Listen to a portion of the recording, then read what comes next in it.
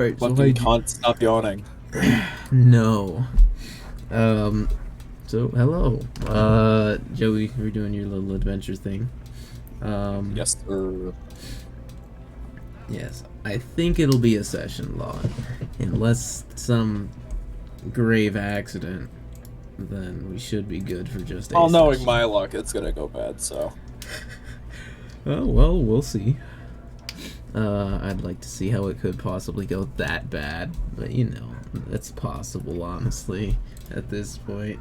I mean, are you challenging me to try and figure out how to make it that bad? I don't know, maybe I am, Joey, I will maybe I am. sacrifice my soul to the shadow. Oh, Christ. Just break continuity. Absolutely. Utterly and absolutely. That's a little wacky. What? Oh, I have display capture on. That's not supposed to happen. That's supposed to be. So who's recording everything, huh? Uh. Why is that on? There we go. I think it's working now. There we go. No, it just had our faces twice. With a bigger version of our faces underneath, like our actual. Oh, interesting. Yeah. That's cool. Alright. So. I guess. Uh. Yeah, I mean, we'll just get right into it. So. Um. This little anthology is gonna pick up. Uh. Exactly like. The day after. The day after you guys got put into the little, like, extra cell.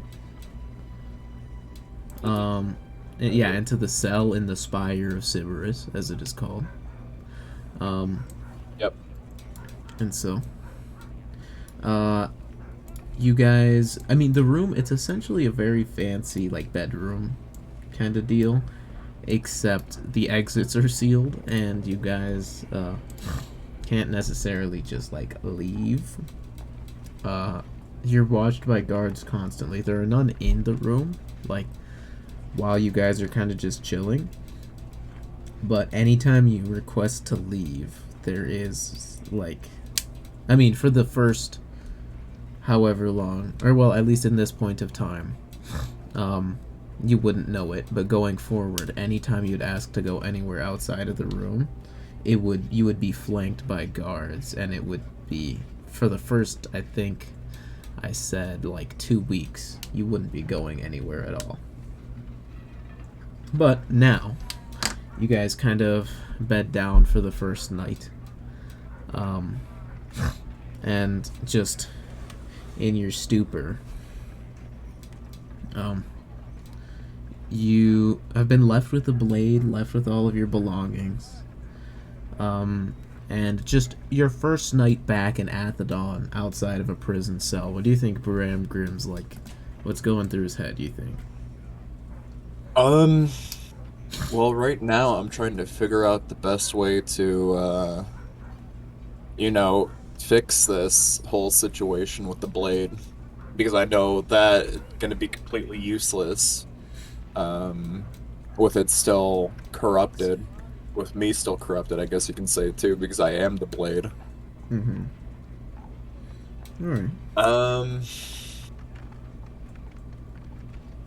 although that first night after the whole situation with the mayonnaise and all that, I think I'm just gonna take one night to just relax and actually sleep, maybe get some actual food, and cry. Yeah, so for that first week, not too much happens. You get a word every, like, anytime you ask about it, like, they're mentioning, we're gonna deal with you, right? Like, we're gonna deal with this situation. But for right now, sit put, like, we're thinking about it. And you're given two names, and you meet them.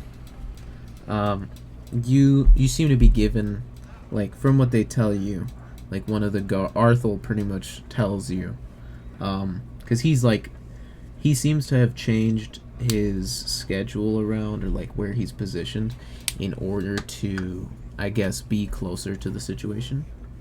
Yeah, I get you. And so he kind of um, he goes over and he kind of just brings up. He just mentions to you that you seem to be getting like your own little council or group that are going to be kind of talking about and dealing with this situation. And happens to mention that these are two people off of the actual main council of Sybaris. So these are very high up, prolific members of like the Athedonian government. And the two names he gives you are one of them is Daardendrian, so clearly one of your Daardendrian members, and then Ethosted Saval from the Saval clan, and I'll put those names in the I'll put those names in chat just so you don't have to try to spell them. Gotcha. Because that would be a little horrible, to say the least. So here, I'll put these names down. And then, what was it? /W. Alright, I guess it's not working. Was it /W or is it W/? I guess I am incapable of... I can't remember.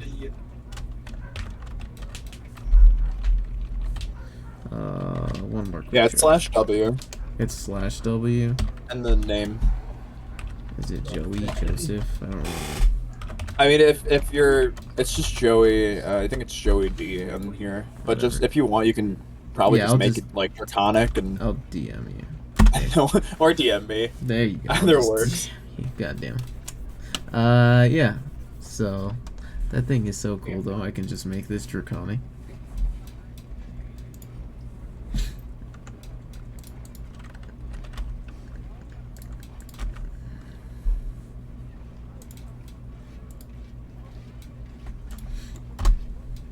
That's sick.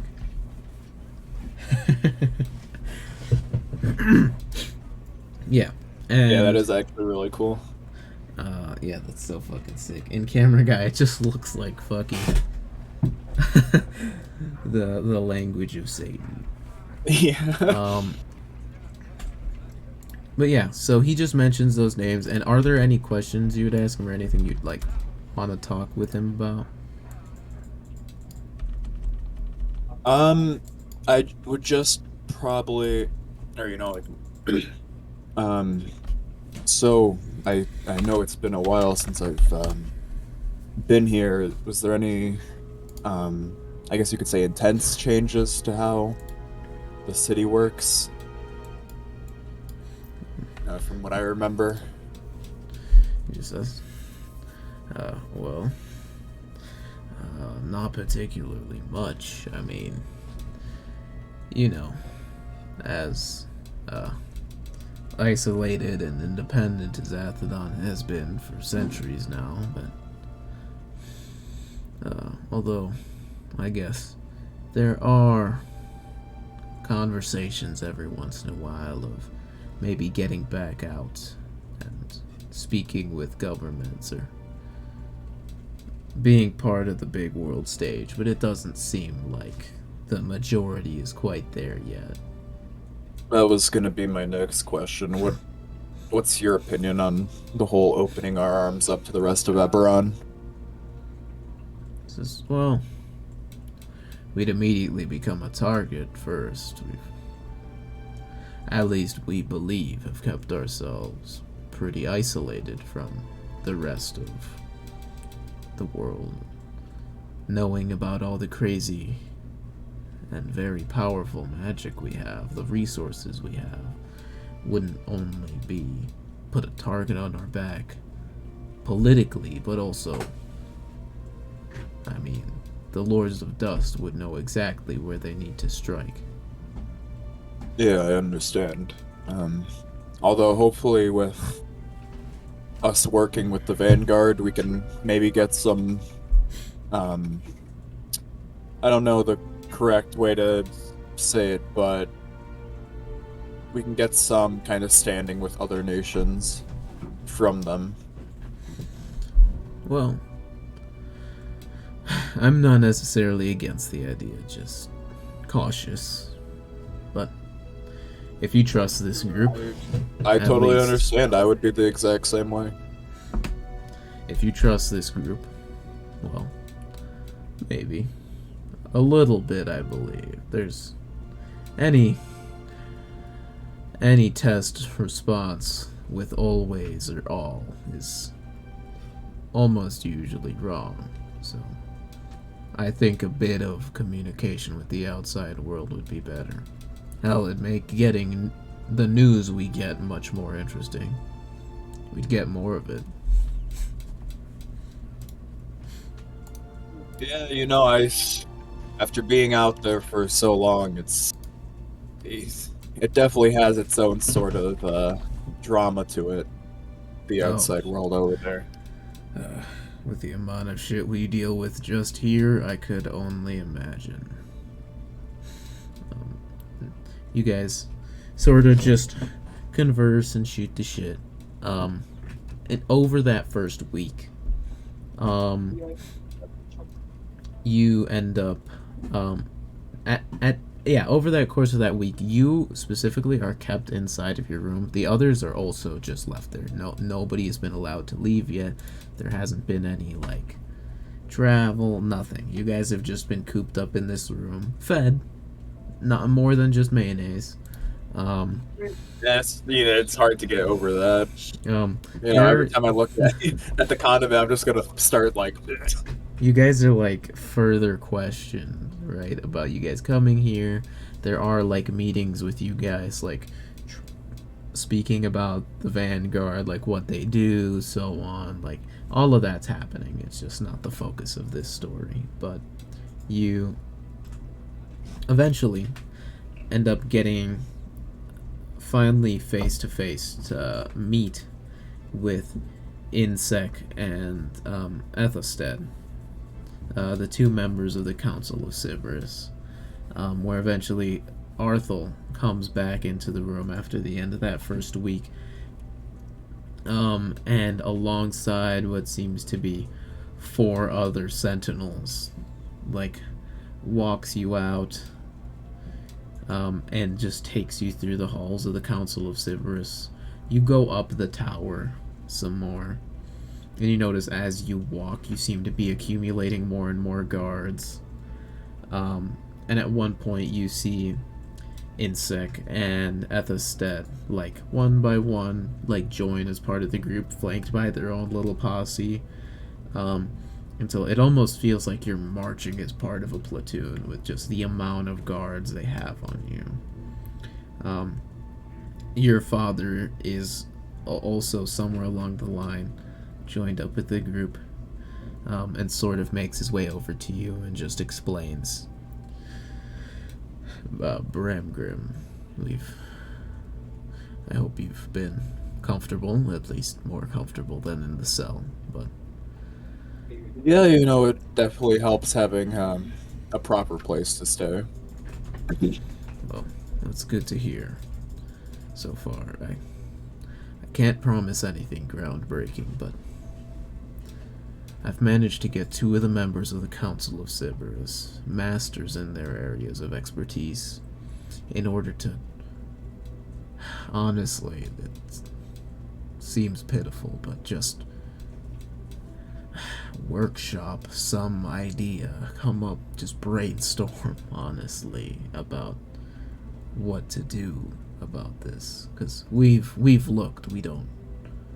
I mean, I can go through and explain to you everything that I've noticed about the blade and how it came to this position in the first place, if it would help. Says that, well, that will be part of what you do with these 2 council members as well as myself. And, like, you see at this point, you're going over to what seems to be some kind of meeting room. Insec and Ethosted walk in, and are taken in with a bunch of guards, and your father just sort of stops you 2 before you go in, and just says, well, I hope this is fruitful. Is there what does the being inflicted by this, what does it feel like? Does the blade talk to you? Do you feel it trying to take control? Is it Not necessarily as a control always. There are moments where it'll try to take control if its will is not met. So it's kind of like a balance. But it will every so often chime in as it sees fit. But over time, you kind of learn to just tune it out, I guess you could say. See, he almost looks a little relieved at that. He goes to speak. It almost catches himself. He just quickly says, almost like timidly, and is that the same thing that Ilreth has been dealing with? Yes, as soon as she woke up, I made sure to explain what was happening so she wouldn't be freaked out to the point of mental exhaustion, I guess you can say. We've noticed she's just been different.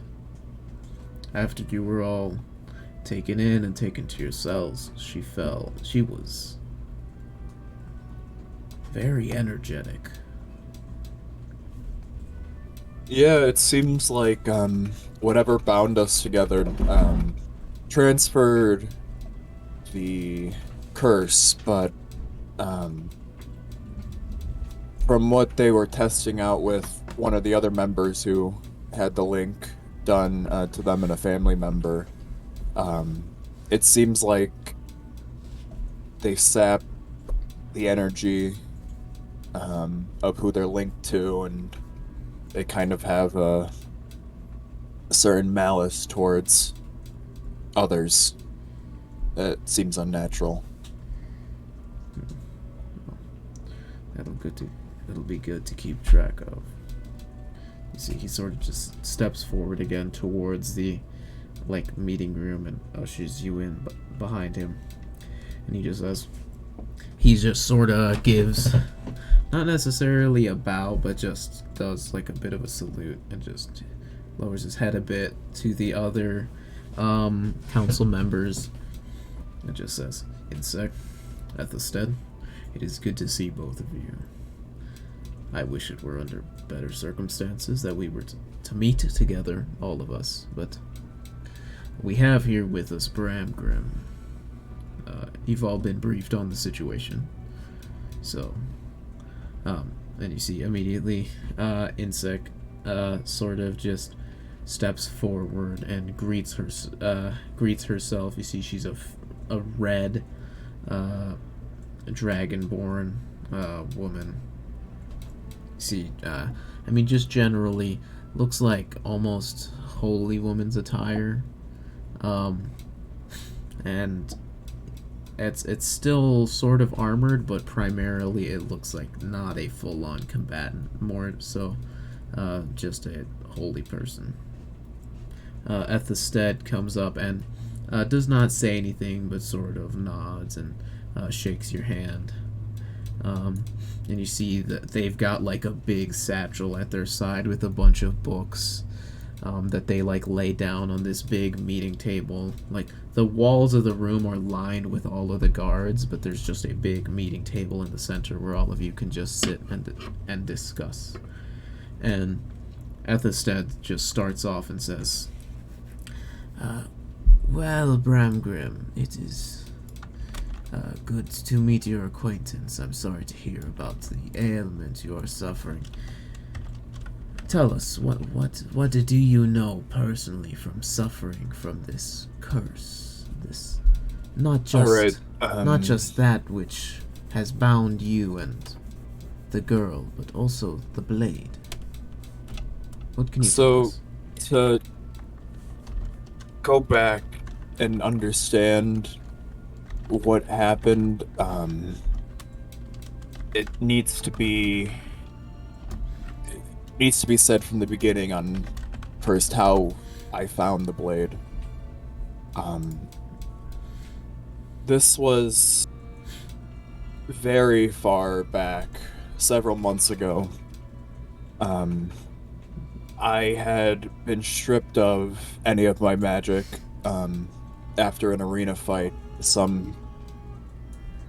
I don't know what happened, but a magical force separated the link from my original ailment, I guess you can call it. I don't know if you're aware of what happened back then during my ritual with my house mark. But that separated that, and I was stuck without anything except the little martial prowess I had. And then I was offered some power by a couple Celestials. The main being a man called Ramiel. And he offered me power to help heal those in need. And after I saw one of my friends cut down in front of me after trying to save me, I decided that I needed the power to be able to save them as well. So I accepted his offer. It was okay. I ended up going into this sort of temple every so often. I would get pulled in and I would talk to them, and they described how they were against Belshalor and how they were fighting him. And the longer it went on, the more times I went, slowly but surely they started to seem injured, and then they started disappearing. And finally it was only Ramiel by himself, and he offered to give me a gift. And after all his help, I decided, I'd be okay with accepting it. So he granted me a piece of heavy armor. I decided, well, this will help me keep my friends safe, so as soon as I put it on, it was cursed, and he went to attack us. Fortunately, we all survived, with, of course, me losing this, or this arm. Mm-hmm. And when he died, he dropped this blade. Mm-hmm. And I had picked it up, and after finding out more on why he had it, I decided to attune to it, and then it started talking. But it was his voice. And I got pulled inside the blade, and it was almost like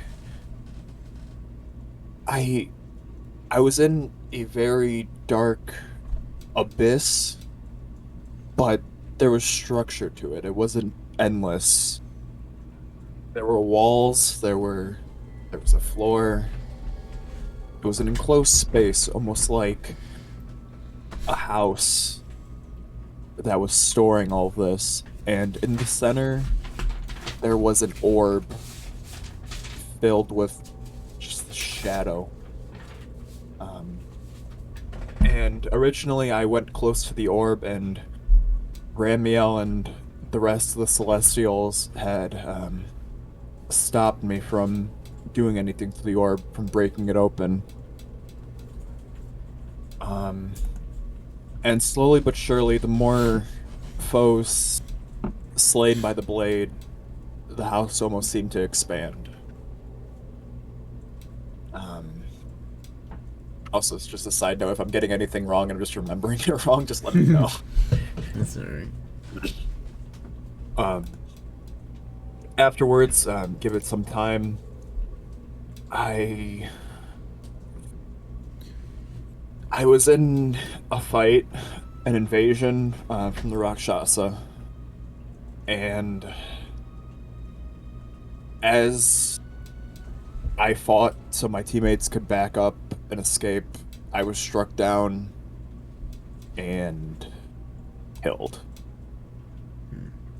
Um, after after I saw the blade coming down towards me, I was pulled back into the sword that I hadn't been inside for months. Um, and I heard this voice offering me a second chance to help save them. Um, it guided me towards the orb, and I I swallowed it. I swallowed the power, and I became the new core, the new orb inside the sword. I became the very center of it, and um, I mean, I can show you what happens um, when the sword is activated. I will warn you, I I mean no harm with it, but if something happens and it controls me, Yeah. You start saying that, and I assume you start going for the blade.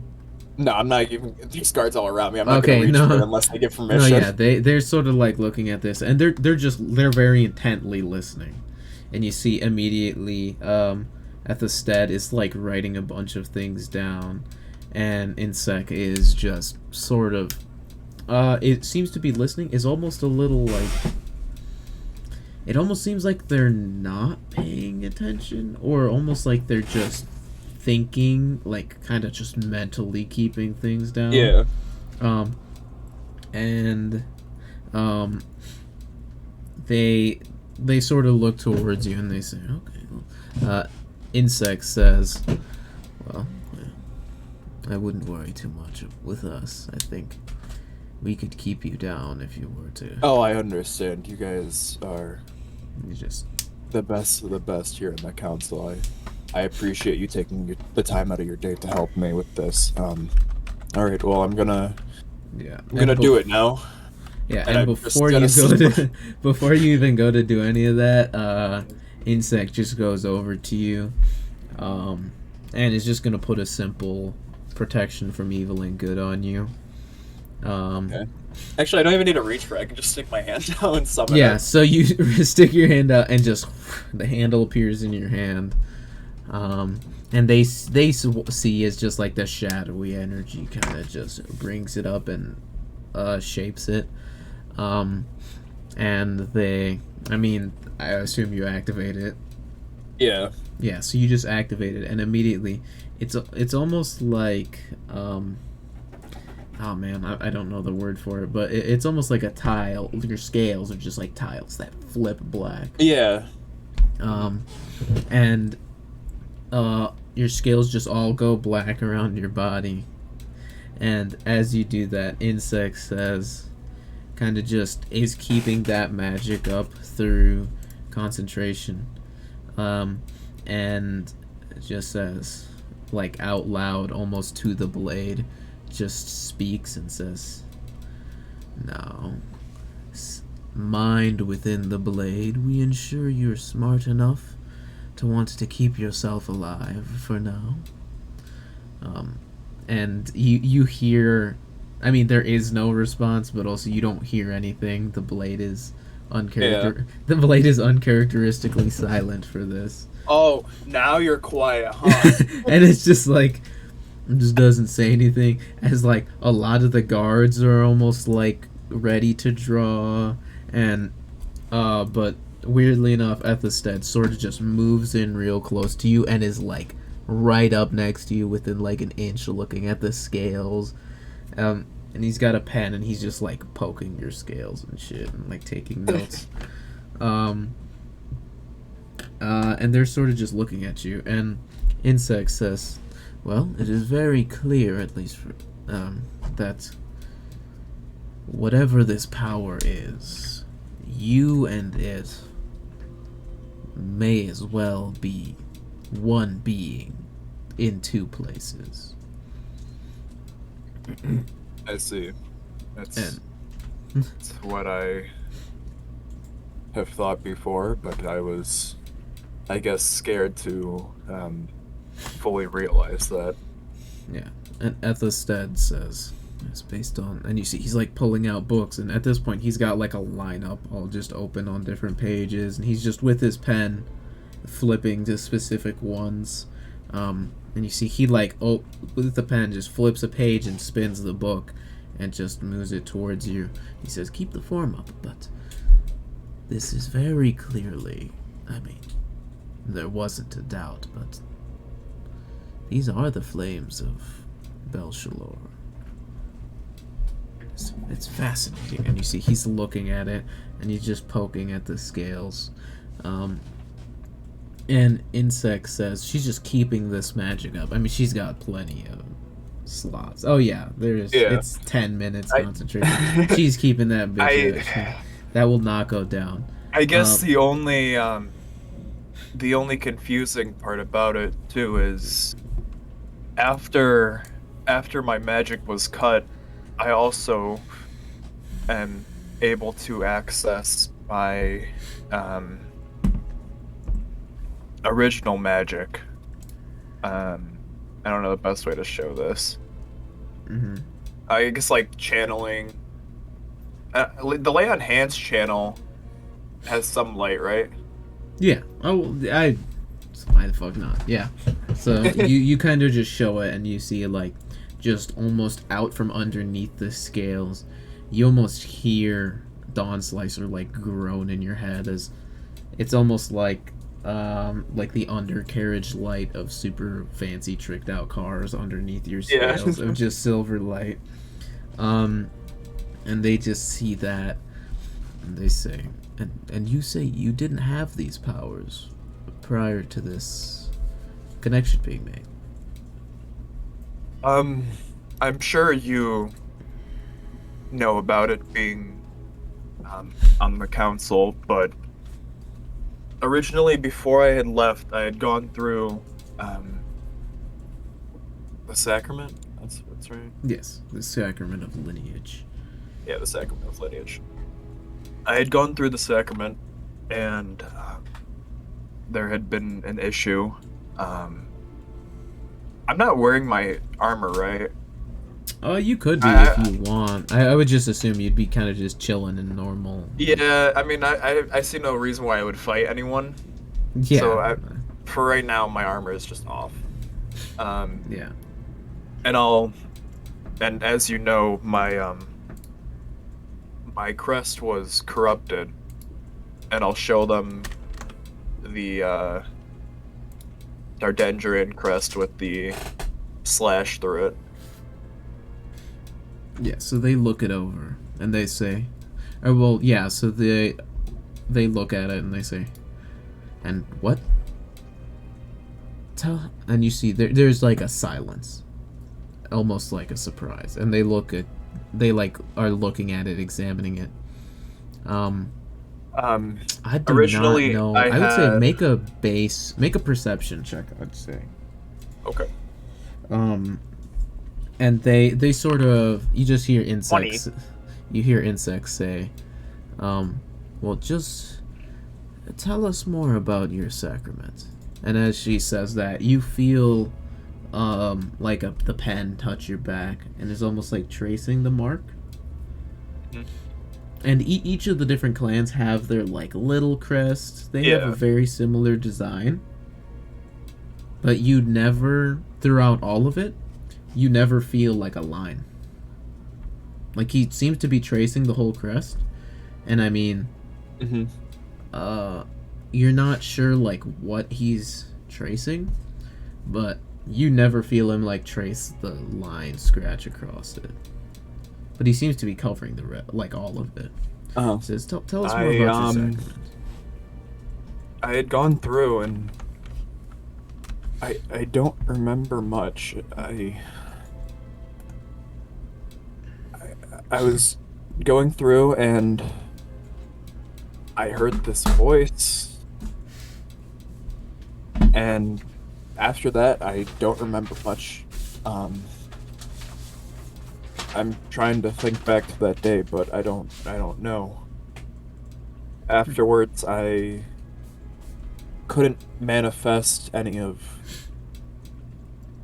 I guess, our holier powers.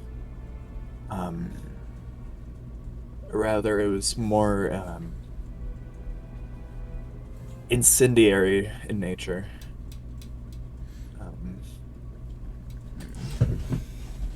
After that, I started hearing, yes? Oh yeah, one of them asks, and do you remember the clan it was that you were to pledge yourself to? It was my own. It was the Daardendrian clan. They don't respond. They say, continue. Tell us about the Sacrament. I'm sorry. I was gonna mention Lavola later, and then Ralroot's song came to mind. Like, you ever hear... You ever hear about Lavola? Okay, anyway. So, I started to get these dreams of a voice calling me to, do, I guess, missions for it, for more power. And one of the so-called missions that they wanted me to do was to destroy the statue of Tira Miron and release whatever was under the statue. I was told that she was evil, and of course now, after being devoted to the Silver Flame, I realized my mistake, but at the time I thought, well, if this will give me the chance to be up there and help people, then I see no issue with it.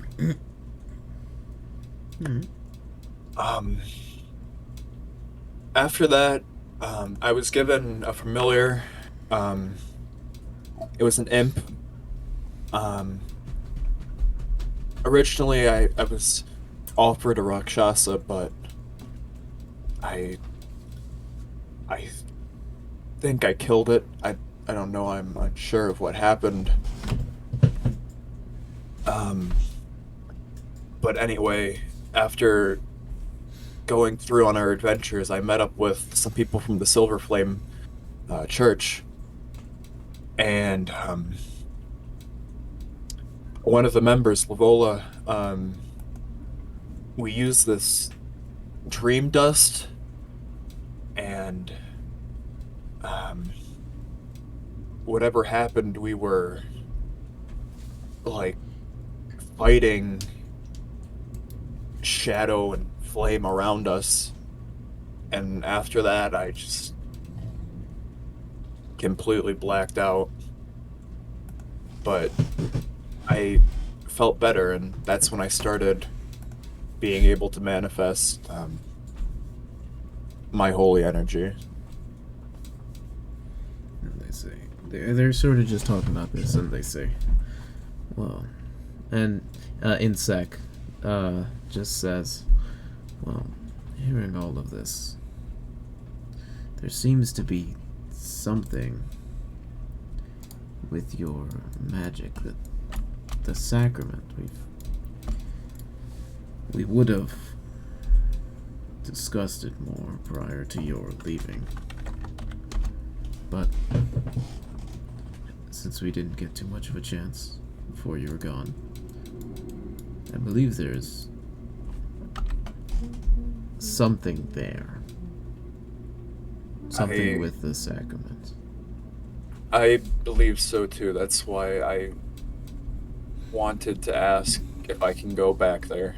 Yeah, and your father just says, well, who knows, potentially, if part of your power that you would have been given came back or manifested for the first time, then maybe if you complete the sacraments, you'll get more. or the power will be strengthened, and maybe it can cut you off from this blade. I hope so. Athested just says, well, it seems if that's the thought process we're going with, maybe taking you back to the cave of the first sacrament would be a good idea. And Insect sort of says, like, you can drop the blade now. Alright. And I'll just dissolve it, and then can I, like, toss it away and it dissolves into shadow? Yeah, you just, like, and it just dissolved into shadow that, like, goes back to you. And Insect just finishes, well, let's hope this works. Arasendok and Iduak will get to throw you in their special containment cell. And you see, she looks at Athested, who sort of chuckles, and your dad's like, oh fuck, why'd they bring that up? And I'll say make a history check. Okay. I have no clue, it just doesn't sound good. Natural 20, 22. Yeah, you remember. Yeah, where are these rolls all the other sessions? What the fuck? So Arasendok is the Sentinel Counselor of the Al-Kush clan. Okay. So he's like a big military general. And then Iduak is an Arcanist of the Saval clan. So they're the Sentinel Counselor of the Saval clan. Okay. Yeah, and you do recognize. So obviously, Insect is a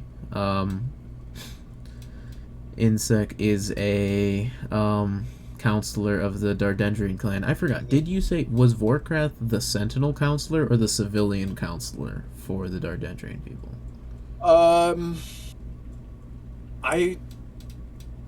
I don't think we ever explicitly wrote one down. We didn't write one down. I believe he'd be more on the Sentinel side, though.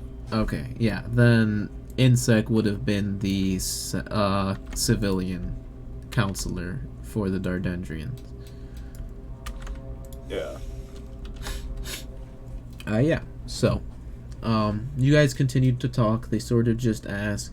They throw out a bunch of other, like, just ideas. They mention how, you two are one being, right? So if they want to if they have to, they could just kill you to probably destroy the blade.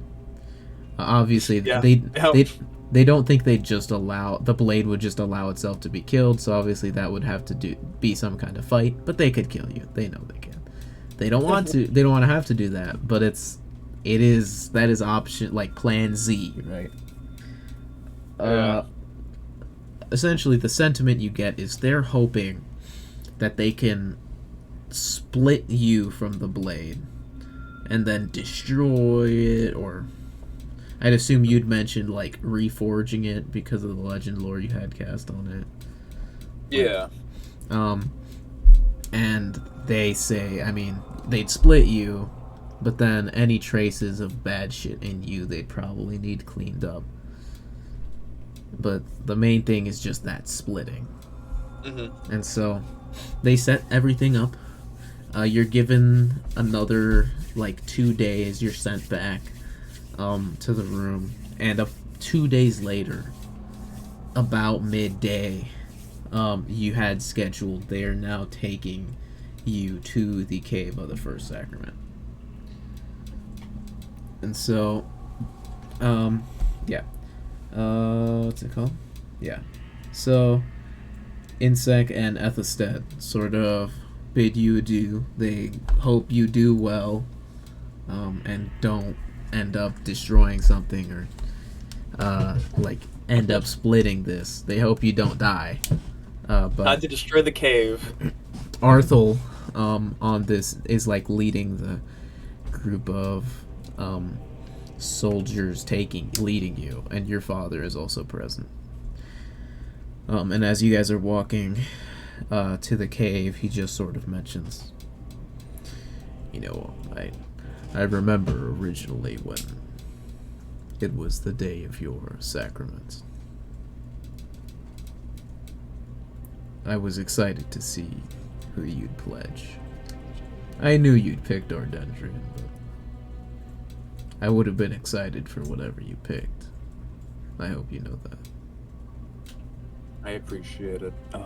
Listen, if something bad happens, I just want to say I thank you for always being a good friend, and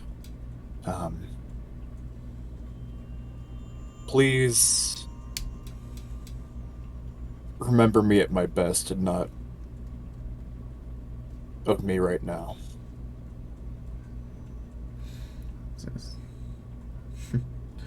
He sort of just nods. Yeah, you know, your father's always been a little awkward. And just, he gets you to the mouth of the cave of this first sacrament. And you immediately recognize the just long corridor, mostly dark, as he hands you an unlit torch, like just the stick and the cloth wrapped around it, and just waves you down. He says, "You will not be accompanied by any guards. We do not know of any alternative exits, so unless you have any form of teleportation, we'll catch you if you try to escape." I wish. It should be walking everywhere. And he sort of just waves you down. So, yeah, and it is very dark at this point.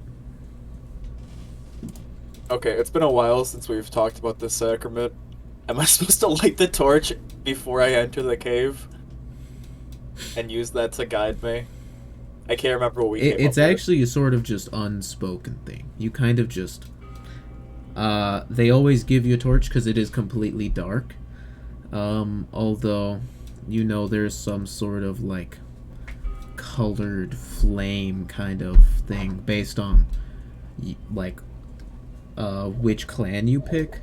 So, the idea is sort of like, if you are to light the torch, whether you do or don't, everyone walks in either unlit or lit, and they come out with the colored torch of their clan. Well, you know what? I'm gonna grab my shirt and where is it? Where's the fucking spell? God damn it, where's this? Whatever the fucking light spell that I used before. Mm-hmm. Yeah, that one. Whatever it is. Whatever it is. You put it on, and you see immediately the torch is unlit, but there's like light coming off of it. Just a clean silver light. And immediately a bunch of the guys like hold their eyes out, and they're like, because typically people go in and they don't have magic, right? So this isn't something they could just do. But you go down and you have this silver light, and the light from your father's perspective just slowly goes out as you walk down. And then the light never comes back. His son is dead. The end. But you make your way down, and you sort of remember the shape of the cave. There's none of this first time in the cave, kind of like touching the walls, not sure where to go. And so I'll you still just drag my hand a little along the cave wall. Yeah. And Just so remembering back then. You walk your way down, and eventually you do begin to hear the blade pipe up. As you just hear it. And you remember, like, the furthest you got into the cave is the one room filled with braziers where you do your sort of, what's it called? You swear onto a clan. You take on a new name. And then you don't know what happens after that, because you didn't get that far. That's the room where you got scarred and then had to leave. But you make your way down, and the blade just pipes up and just says, "Bramgrim, Why do we need to split up? Why can't we just talk this out? Listen, it's not you, it's me. And it just says, oh, I feel hurt, Bramgrim. That's okay, you should. And it just says, and you hear it chuckling. Like, while the sword is a dickhead and does actively, like, enforce its will on you from times to time and give you nightmares, like, you still have built some level of rapport with the sword. And Yeah. it just... We're just joshing with each other. We're just joshing with each other, except it would totally murder you if it could. Oh, yeah. And it just sort of... It just speaks and says... You know... If all of this goes wrong, and you die, I get to keep your corpse.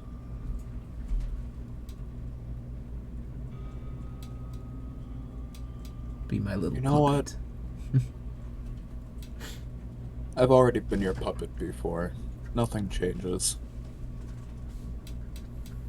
But it's okay, you know? Just I quiet. do have a weird sense of respect, I guess you can say, for you. You did give me power to help my friends, and for that I'm thankful. Well, what else are friends for? I was there at your lowest. Yeah, but you were never there when I was at my highest, so... We'll see. And you keep walking down. And you make your way down into the main, like, this hexagonal chamber. You now step out. It's no longer like cave floor. It is now it is now completely what just seems to be like stone brick. And so you come into this main room. And I guess, yeah, you have these there. From what you can see, there is one big brazier in the middle. And surrounding it, there are an additional 8 braziers just lining the wall. They have any markings on them to indicate anything? Make an investigation check. Now this is where I'm gonna... Shit. Yeah. This is where the rolls start getting bad. 13. You look them over. And you just see there are markings of all of the clans. These are old, like centuries old braziers. There's 8 of them? There are, so it's a, sorry, give me a second. 1, 2, 3, 4, 5, 6. Oh, my bad. It's heptagon, right? That's a heptagon. 1, 2, 3, 4, 5, 6, 7, 8. No, octagon. My bad. I know numbers. Is it a fucking... Am I counting? Do I not know how to count? Give me a second. 1, 2, 3, 4, 5, 6, 7, 8. Yes, it is an octagon. Jesus. Okay, there's one brazier in each corner, and then the main big brazier. And so you sort of look them over, and you see sort of references to all of the main clans. I guess the main thing you notice, the outer braziers seem newer. Like, they're all old, but you can tell they are of slightly different design than the main brazier in the center.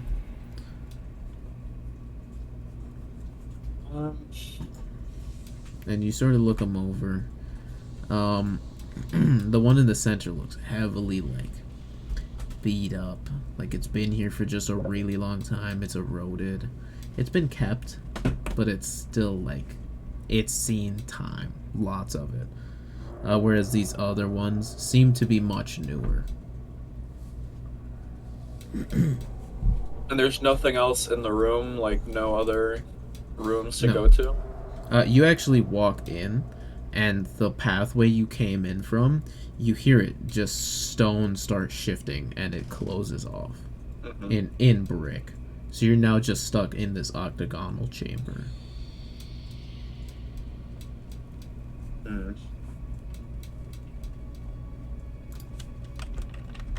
Okay, so all of these in front of me are unlit? Yeah, all of them are unlit right now. Well, I guess I'm gonna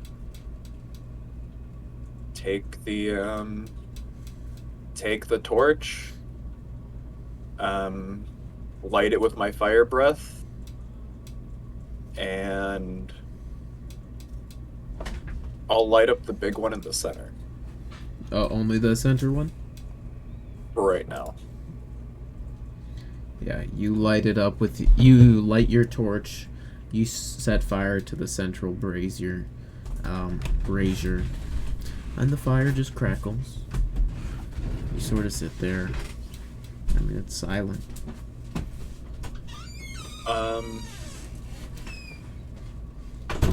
Next I'm gonna start lighting all the smaller ones. You light them all.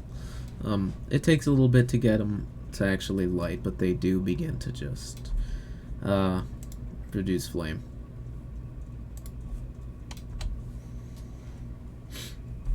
And it's still just quiet. You remember the last time you came, it was just... You almost... Like, it was sort of... You came in, and you sort of just stated who you were, and then kind of just... I guess it was just a meditation kind of thing. Alright, well, after lighting all of them, I'm gonna, like, sit in the center of the room. And I'm just gonna stay out loud. I am Bramgrim, Vahxire, Daardendrian. And I'm just gonna close my eyes and, I don't know, just listen. Alright, make a general wisdom check. Okay. Just flat wisdom. 12. You sit. Not very wise. You sit and you wait. Maybe 10 minutes. And you look around at the fire, you get a little bored. You try sticking to it. Maybe another 3 minutes later. Feel like you're really getting into it, and you hear in the back of your head, "You look like a dickhead."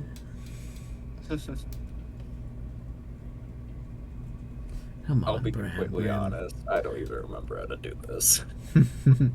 You hear just the blade speak to you. Come on, Bramgrim.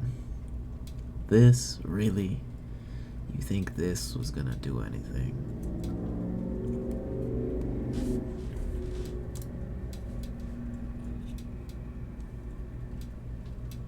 You know, I don't know. I'm gonna, I'm gonna take out the blade Mm-hmm. and focus on it. Mm-hmm.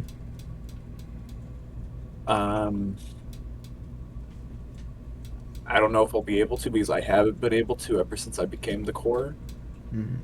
but I'd like to try and enter that space Alright. from long ago. So make another wisdom check. Oh, fuck. 3. You sort of just focus on the blade. And it says, Bramgrim, you realize you are the core, right? You can't enter yourself. I mean, I swear to God, I'm gonna stab myself. It's like, I guess you could. That would just... Oh. And you sit, and I'll say make a perception check. Oh, fuck. The blade is just fucking with you at this point, and it's really annoying. And it's just... You're sitting... Throw the fucking blade. Are you? Yeah, I'm gonna be like, shut the fuck up. You chuck the blade at the floor, and it's just whoosh, back in your hand. It says, Bram, do you not understand the rules at this point? Do we need to go over this again? And when you're throwing it down, that sort of shadowy fire is moving around.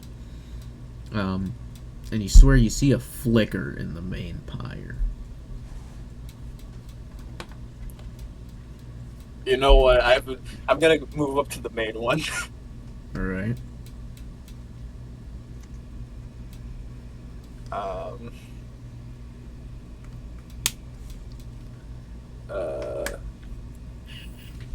If I like stick the blade in it, does anything happen?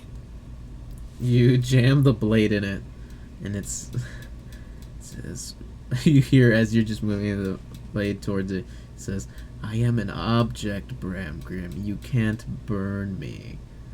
I'm incorporeal. I'm not trying to burn you, dickhead. And you're I'm watching. seeing what happens. Just the flame is crackling, and you sort of, you just hold it there for a bit, and you look like at the flame, and you can. The room starts to get, after a bit, noticeably a little darker. And what if I channel the lay on hands into the sword? Yeah, you watch the silver energy sort of crawl over the blade, and you like look over your shoulder, and you're noticing some of the flames of the pyre is starting to go black. Like, you thought they were going out, but no, they're starting to turn into like shadow flames. Mm-hmm. You watch as you lay into that energy, like you do the lay on hands energy over the blade. You hear the blade's making fun of you, and as you do that, you just hear it like recoil. Because, you know, it doesn't hurt it, but it seems to bother the blade. As it just like seemingly just says, hey, don't do that. And you hear it like quiet, and the fire just, all of the pyres turn black flame. And you see in the center pyre there is a glint, like a small sliver of silver flame, like just at the bottom of the main big pyre. Mm-hmm. And you hear the voice of the blade come back up. The fire is still all black,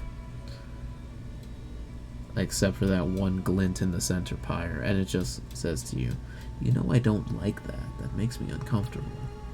Oh, that's a shame. Can I channel more? It's like, we need to respect each other's boundary, and you channel the... How much have you put in, would you say? Probably slowly, point by point, until I got a reaction. But once seeing that, I'm gonna shove the rest of the 25 point, whatever it is. Alright. You just, all of the lay on hands energy just goes in through the blade all at once. And the sword is just like, stop it. And it's just like uncomfortable, just, Bramgrim, stop. I don't, and you see the small sliver almost becomes like one stream of flame. You get through all of your lay on hands, and you see a small stream of flame.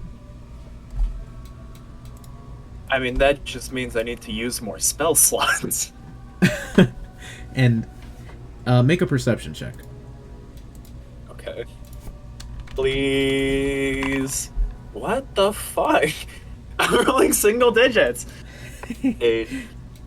Alright, yeah, so what are you doing? Hmm.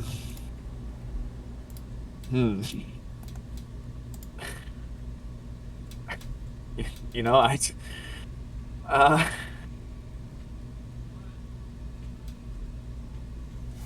it won't really do anything, I don't think, in this situation. But I'm gonna start chanting my prayer of healing. The 10-minute spell. Alright. You start doing it. And the one small silver fire is kind of just chilling in there. Make another perception check, I'd say.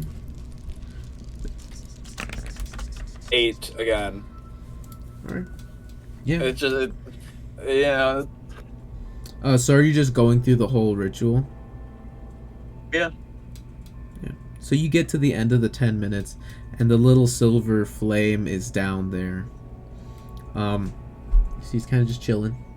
And the spell ends, and you see it flare a little bit, and just go back down. It seems like, yeah, the energy didn't seem to, like, stick, necessarily.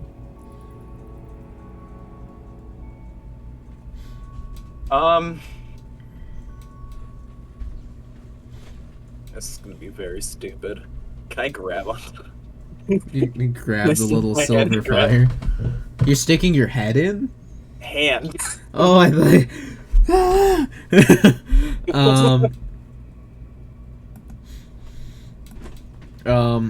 So you you stick your hand in, and you go to grab it. Here, I'll do this.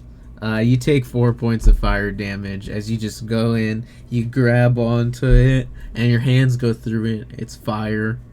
Ow. You're like, oh, fuck.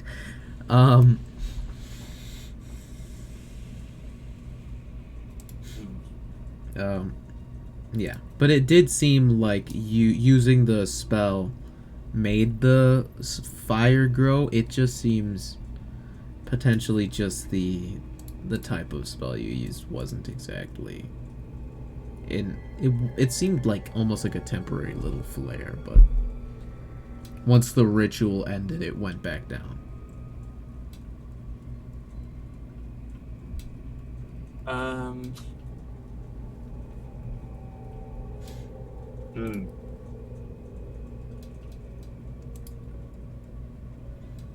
You know, I don't really know. I'm looking at everything I have.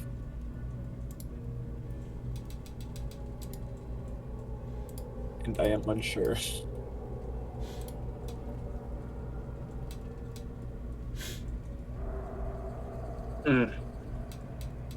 Yeah, because I mean, from what it seemed like, putting the lay on hands in started growing it. Potentially just the fact that, like, it was a ritual. Like, it seems like you need to sort of feed that silver fire. I mean, it's not a ritual spell. Oh, it's not? No. Oh, It's just 10 minutes to cast. Okay. I don't have any thought ritual it was, spells. I thought it No, was you're a fine. ritual. Okay, yeah. So actually, you finish the spell and you see it flare and it like grows considerably. So that what level spell is that? Second. Okay. So make another wisdom save. Or wisdom. What's your passive perception? Let me check. I just closed my camera. I don't believe it's high. 14. All right. So make another perception check. 14. So you see there is more silver fire. Well, you know what? If it isn't broke, don't fix it. Do it again. The same ritual. The same prayer. Maybe leaning more towards. What level are you doing? It's second. Okay, you're doing second again. Okay, make another perception check. It's fine. One day I'll see it. 14. Okay. The fire is growing. There's now a considerable chunk of just like silver flame in the dead center of this.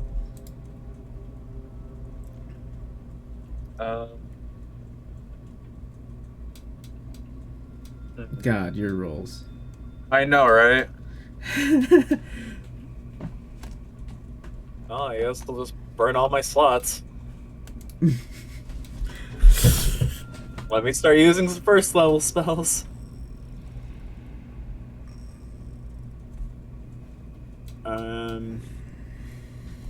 Yeah, I'll just start pouring in magic. I guess that's the best way to. All right. So yeah, Put what it. spell? What? How? Like yeah, what spell are you doing? And the level is the most important part. 4 first level spells. Probably just jumping around there. Yeah. So you begin the first one. Make a perception check. It's fine. I'll see it. I'll see it eventually. Come 17. on. There you go. Christ, the DC is going down with spell slots. You got it. Congrats. After that first spell slot in, so you don't need to do all 4. Okay. You hear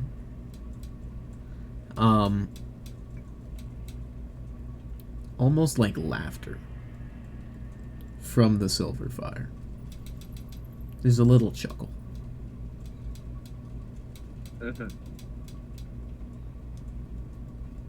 Like almost a young feminine laugh. And you like look closer at the silver fire, and you can almost see things moving inside of the silver fire. Hello? It's 2 figures, it looks like.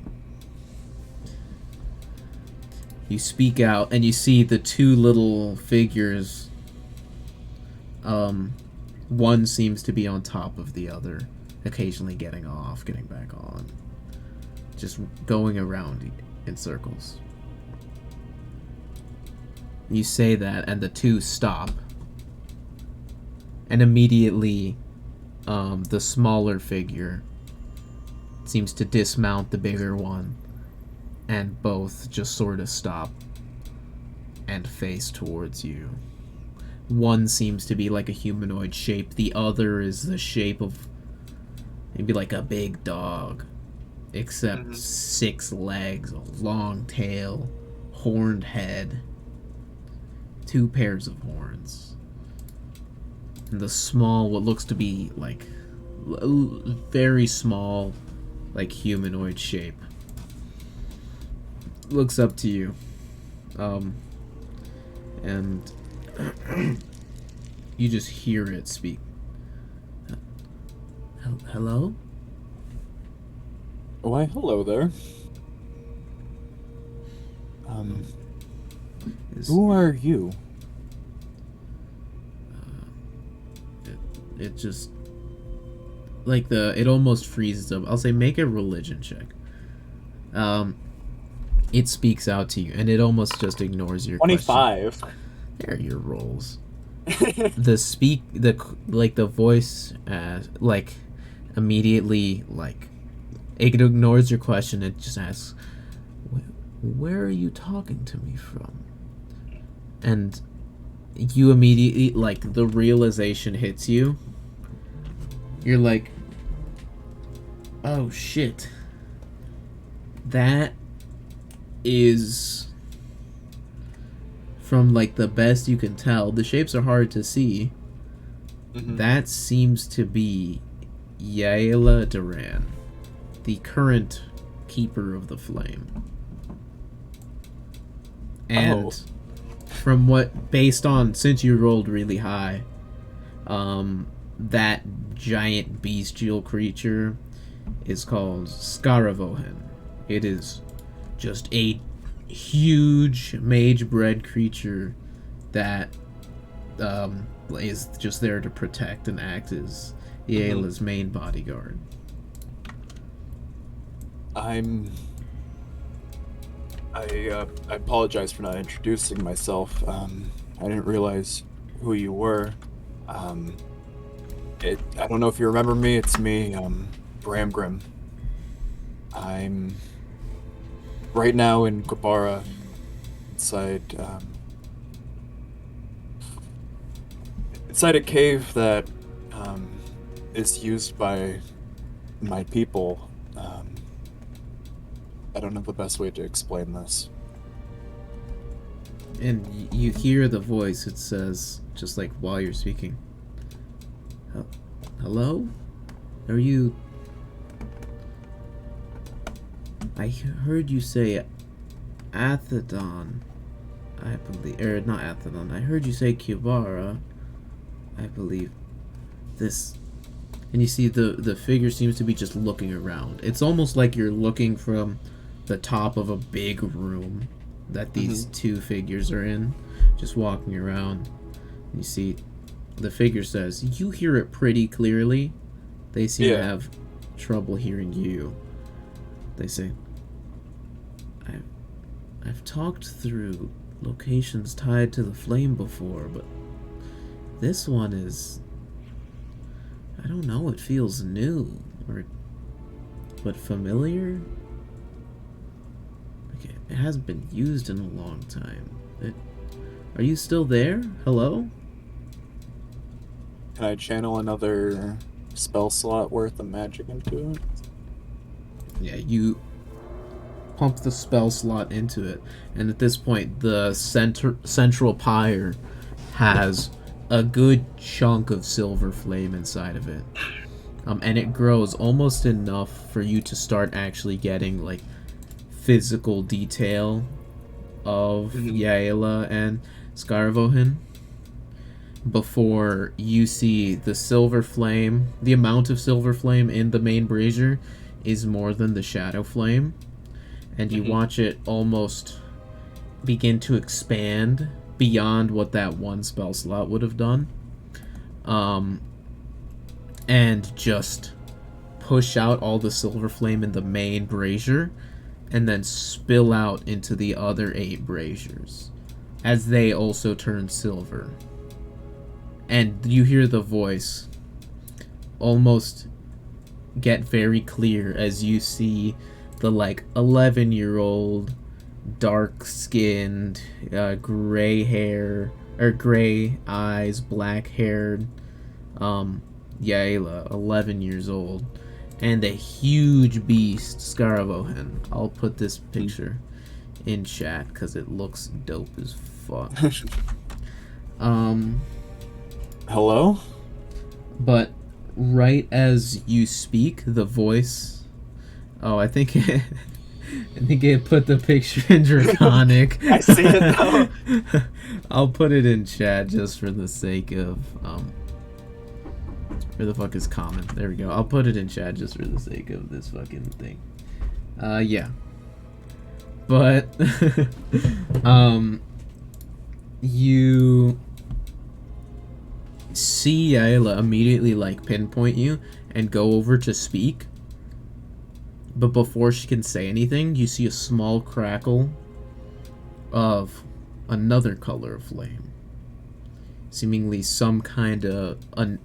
you see just a bright, like, purple just erupt at the base of the pyre underneath where the silver is, and then quicker than the silver flame pushed out the shadow flame, this purple flame erupts and fills the center pyre and the side ones, and you hear, like, that connection to wherever Yaela was just immediately gets cut off.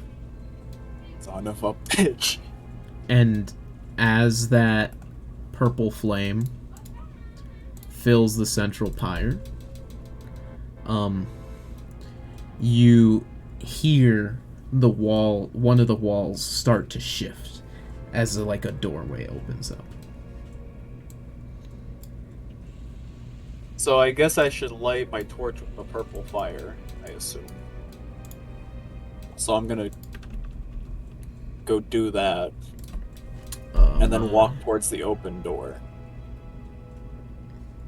Oh, give me a second. My foundry's being a little wacky, because I do have a map here. Oh, okay. It is just, yeah, it's loading a little slow. Yeah, while this loads, I will be right back. I'm just gonna leave this running for like a minute. Joey, entertain OBS for me. No, you better cut this out. I'm not gonna entertain shit. Okay, Joey, it'll just be a weird minute in the video. Yeah, well, listen, this is your fault, okay? So, well, now I'm being forced to entertain people, and I don't want to do that, so that's a shame. If he leaves it in, then I apologize, but I'm going to be taking notes while this happens.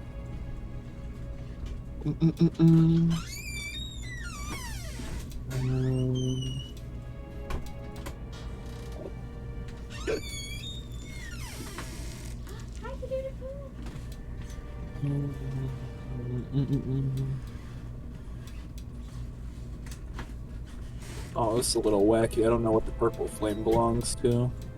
So, this is a little intense. She's angry.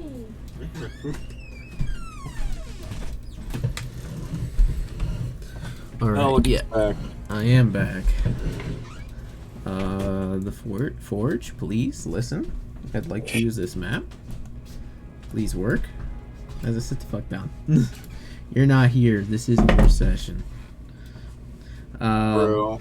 Yeah, but I will get the map down in a second, and you will get to explore that. But you see, like, this doorway opens up. It's on a different wall than the one you originally walked in from.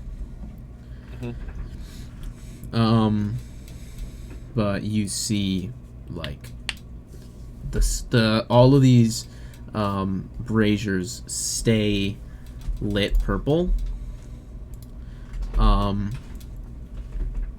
And it's loading. The fire seems to just go out into this other corridor that you don't entirely recognize. Or, well, I mean, yeah, you haven't seen any of these. So I should know the colors that are related to what clans, right? Yes. So you know, here, I moved it over. There we go. Here. Yeah, so anytime I'm sort of speaking, it's just like a stop moving kind of thing. Yeah, that's fine. But so yeah, you would know silver, like they typically, each clan has its like chromatic color, but then also metallic color to match the dragons. Typically, just for the sake of not building everything out of metals, that would be insanely expensive. Although you think Athedon, they have the, if they were to branch out, they'd have the funds to do that. But Alcush is white, Daardendrian is red, Dulrazan is black, Saval is blue, and then your hall is green. So you do not recognize the purple. Okay. And as those like flames go up, you feel like just a heavy warmth on your back as you do actually take 11 points of fire damage, as you just feel like a searing pain on your back. Ah, son of a bitch.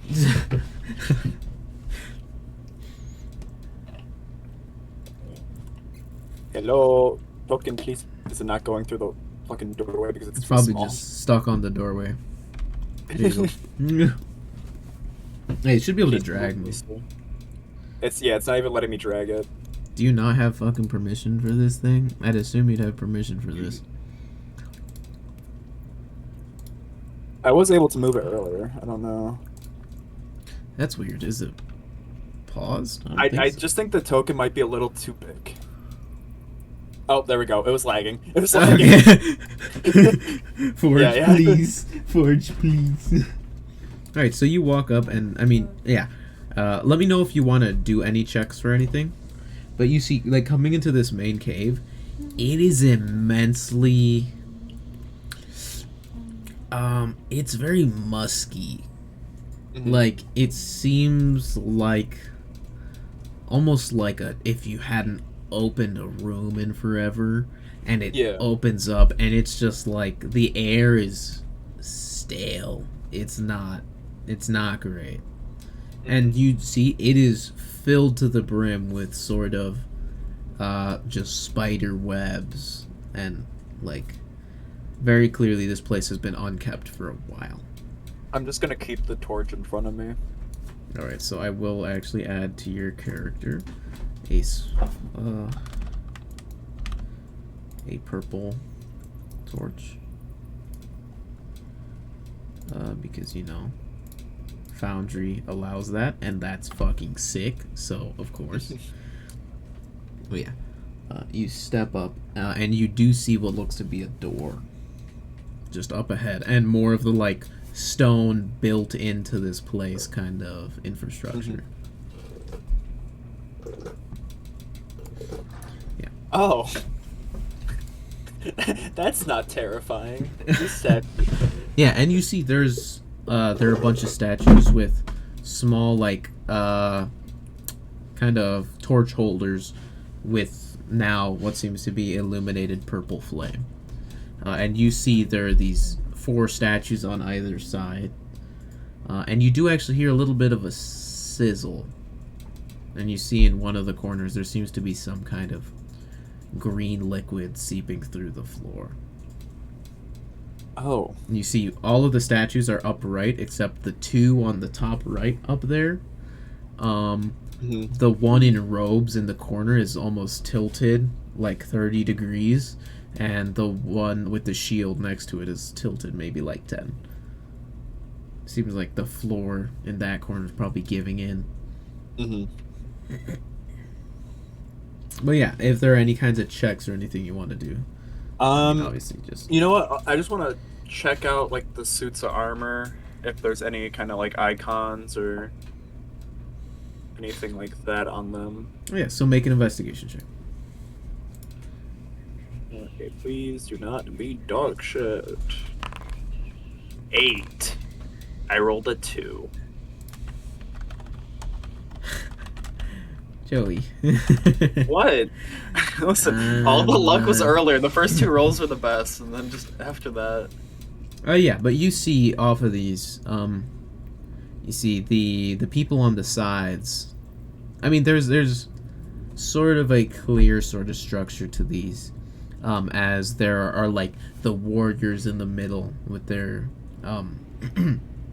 their armor, and on the outside what seems to be either civilians, or you see the ones on the ends, they have like a bunch of scrolls and books, but also like hand cones. So they seem to be some kinds of orators or something like that, diplomats maybe. And you see each of the statues are actually labeled, and they all have names. They all have names. Yes. Can you send me those names? I can, and we'll send you those names.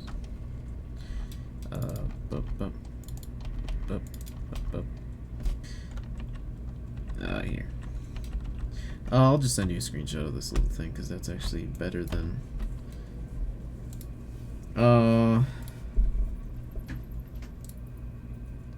There we go.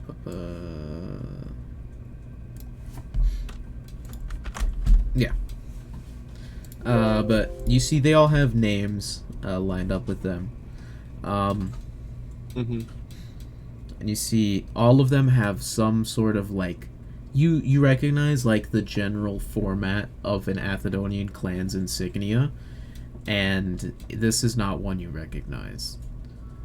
In particular, you notice there is a bit of a motif. You see some kind of like serpentine creature with like feathery wings. I'd say Arcana or Religion check. Okay.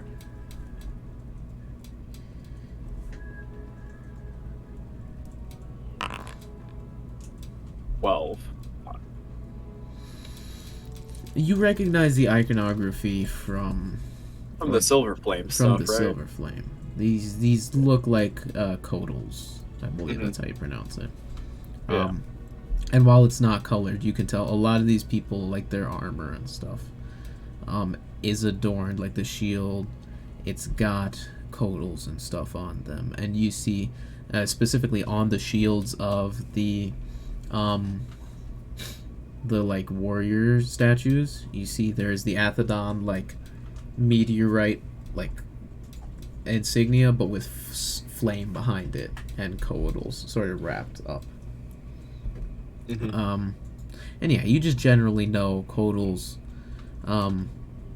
were the beings that like are extinct now, having sacrificed themselves to bind the overlords, but Belshalor in particular, thanks to Tiramiron, the voice in the flame.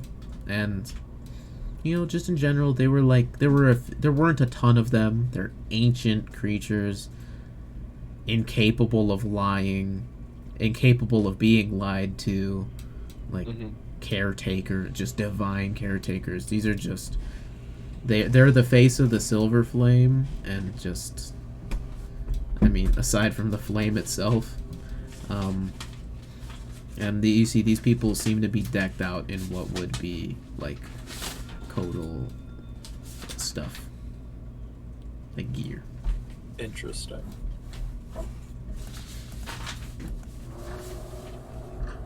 Oh, the door's locked. Okay.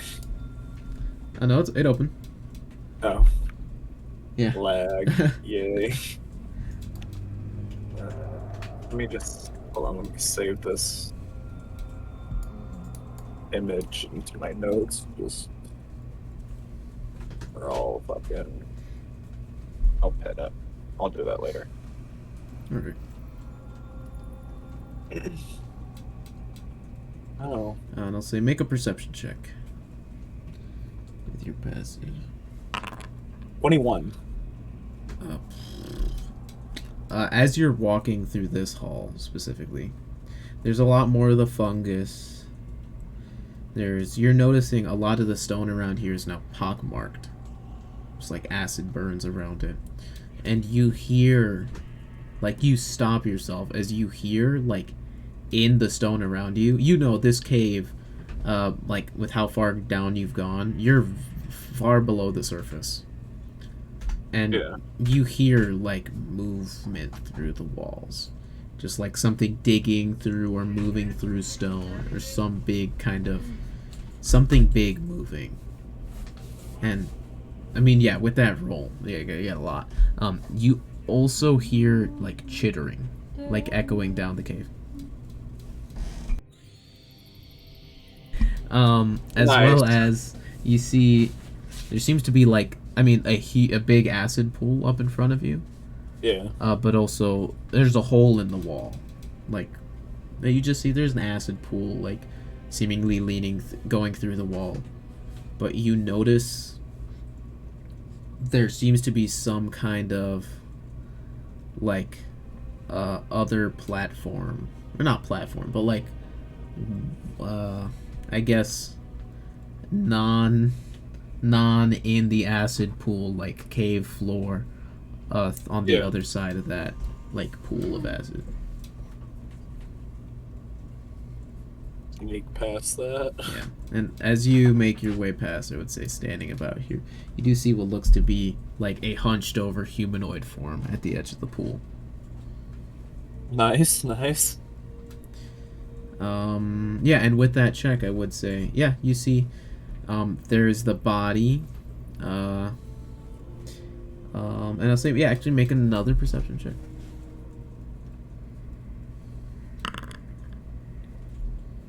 You see, you're not sure if it's flesh, it might be rocks, you don't think it is, but there's piles of stuff next to them.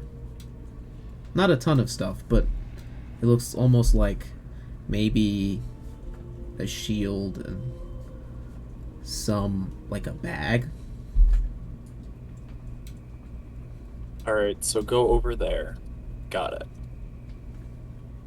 And I will say, at this point, are you trying to be, like, stealthy? Because you do, at this point, like, the closer you go down the cave, you're hearing more of the chittering. Yeah, a little bit. I don't have my armor, do I? No. Actually, going down... Yeah, this would have been an unarmored thing. Like ritual. Yeah, okay. Yeah, I'll be a little quiet. Yeah, Maybe. okay. So make a stealth check. 13. 13. So, yeah, you're keeping quiet. Right, and you walk past.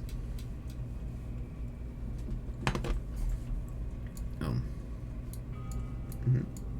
Yeah, and you make your way down. You see another door, and with just your passive, you hear just a lot of movement on the other side of this door.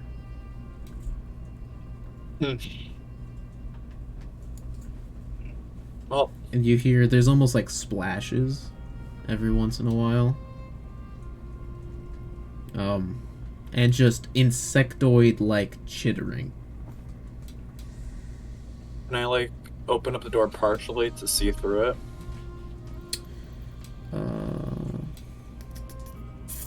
Yeah, I'll say make a sleight of hand check. 13. So and a stealth check on top of that, I'll say. 17. So you slowly swing the door open, and I don't know how I do that on Foundry, so I'll just describe what you see. But essentially, you see what looks to be some kind of... I mean, it's very dark.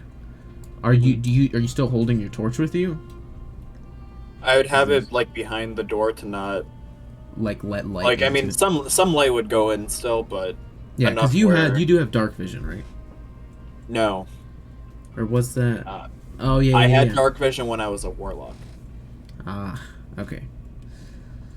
So you open the door, because it is pitch black without that torch. So unless you're using some of the light to see into the room, you wouldn't be able to see into it. Yeah, as soon as I see it, it's just, I'm like, whatever, I'll fucking... Yeah, so you Take slightly the L. swing the door open.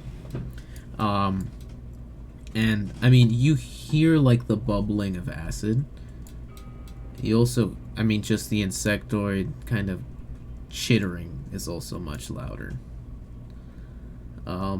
Yeah, I mean, what are you gonna do? Are you gonna go in, or... Okay, I mean... Why not? I'll push open the door the rest of the way. Alright, so here. I will get a few things down. So I'll say make a just at-a-glance perception check. Natural 1. Ooh. I mean, just immediately from what you see from the light, I will put these down super quick. Up. Right here, yeah. I could've... Oh, this is neato. I can make little circles. Cool. Alright. Yeah, here, let me put these down. So you see, I mean, just immediately, there are 2 streams of acid. And the whole part of the wall seems to be pretty much collapsed. And where you see me putting down these circles is where you would notice over the course of what's about to happen seem to be huge, like large, almost like if you've seen the Alien movies, large eggs.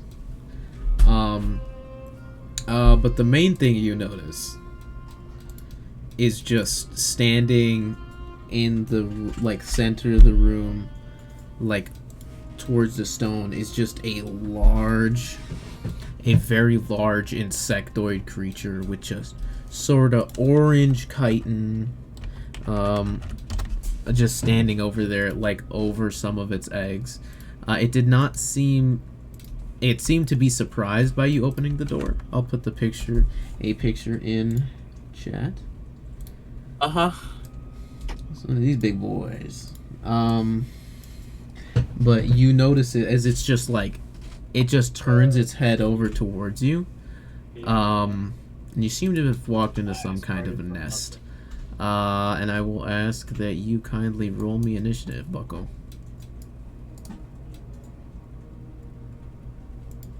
There's no current... Oh, there we go.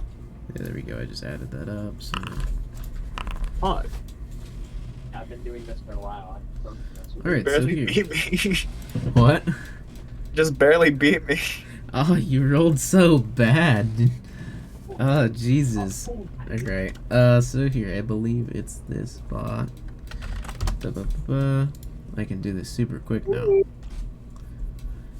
Yeah, you can hear the music way better when there are less people.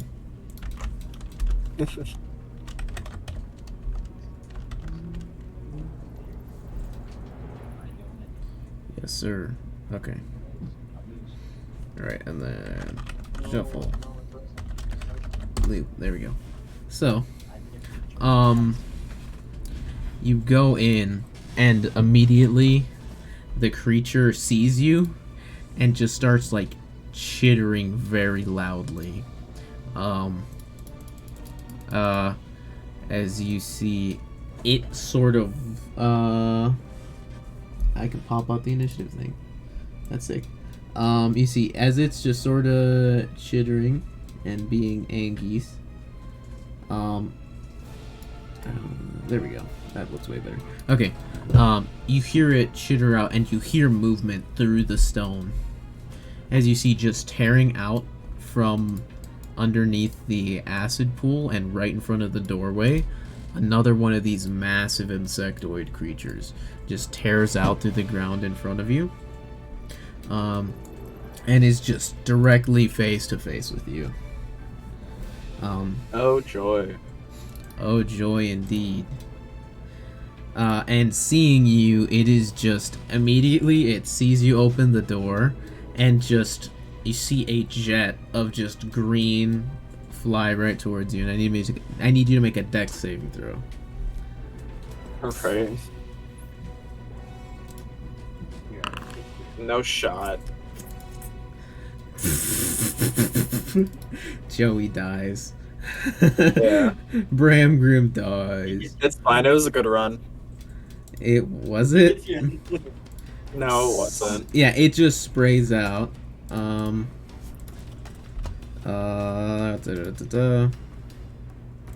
You take 9 points of acid damage as the acid just sprays all over you. It burns, but I accidentally took you out of the initiative. Oopsie. I think you were at 7.1. But it's the creature just immediately sprays out towards you, and goes to cover its eggs.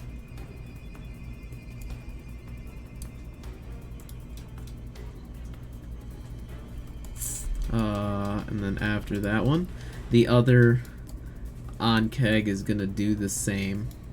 It also sprays out towards you, so make another dex save. Oh joy. Oh joy indeed.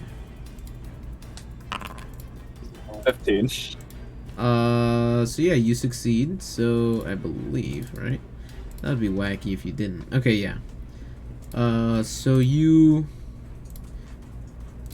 only take 5 points of acid damage as it sprays out towards you. And so, Bramgrim. Yeah, you see, they go immediately over to cover their young, the eggs. And it is your turn. Alright, well. It's time to attack. Yeah, and just stepping in, the first thing you see, this place seems to be some kind of mural room. From what you can tell, you immediately see there are drawings all over the walls. Very damaged, just at a glance. But first, your attention goes towards that on-keg right in front of you, which you do know the name of, having lived and grown up in Athedon. 11 and 18 for my hits. Oh, Jesus. It's okay. Oh yeah, so the first one misses, but the second one hits. 8, and I'm gonna smite. Alright, 8. Smite. Use a first level slot, so that's 2d8. Yeah, and you would have your sword and shield. That is, like, the main thing is. And the terrible part of this is, when you go down, you have the shirt off to get the brand. Yeah. Right. So you just full on have acid sprayed on you. It's 11 not extra radiant damage. not great. The creature takes the burn and is immediately looking badly injured as you slice through it, and you watch parts of it just begin to decay and shrivel up. I think that's my turn. Alright. That same Onkeg. Or yeah, at the end of its turn. Oh yeah, so I forgot. 4 recharge abilities.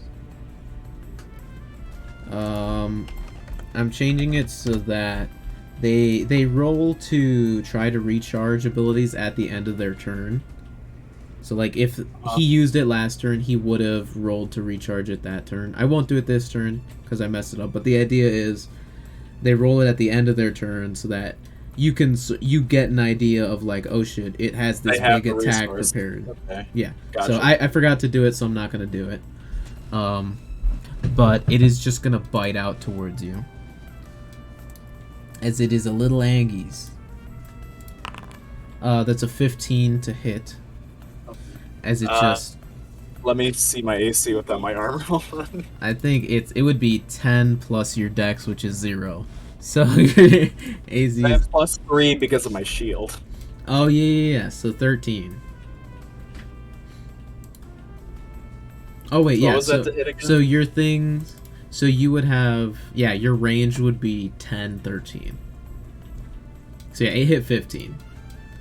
These Okay, creatures not great at many things. It hits you with the bite.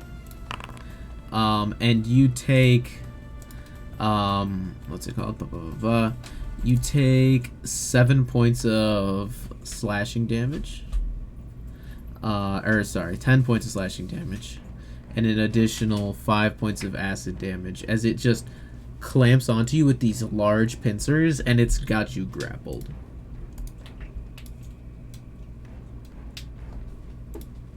Okay, gotcha. So that's all it does. The other Onkeg just stays. It is staying back, holding on, like just guarding its young, as this other Onkeg is starting to like thrash you around.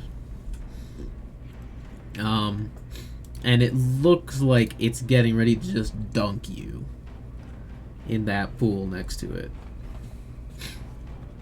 So this thing is just gonna dodge. Alright, so Bramgrim, you're grappled. So you have... so going into the new, like, condition die thing. So I don't think... I'm looking at my grappled condition. I don't remember. You have a stack of slow... Oh, yeah. So I don't believe... you gain stack of defenses. Yeah, so you get... It's slightly easier for them to hit you. Just grappling you now. I believe that... I think that's it, though. Yeah. That's it, no disadvantage on hits or anything?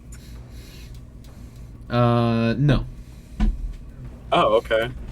Well, Yeah. I'll attack it again. Yeah, so it's holding onto you and it's your pincers, and you're just face stabbing it with... 19 and 12. 19 and 12. I will actually say... Yes, this creature... yeah. So you just start jamming the blade towards it. The first one hits, the second one. And now, having it hold on to you, you're noticing, just up close, it seems to have a softer, like, non-keratin belly. And so that second hit strikes, and you just, while it grapples you, you go for that belly. So... Okay, gotcha. Yeah. So you can... It seems like either if it's on its side or if it's holding on to you, you can strike that stomach for a lower armored defense. It doesn't want to roll damage. I assume it's going to roll all of them after it's done lagging. Yeah, so it did 11 on that first one, and then unless you roll horrifically... I can see. I'll roll that one. Let's see. Mamma mia. Oh, no, it's... so here. Oh, we'll take... There we go.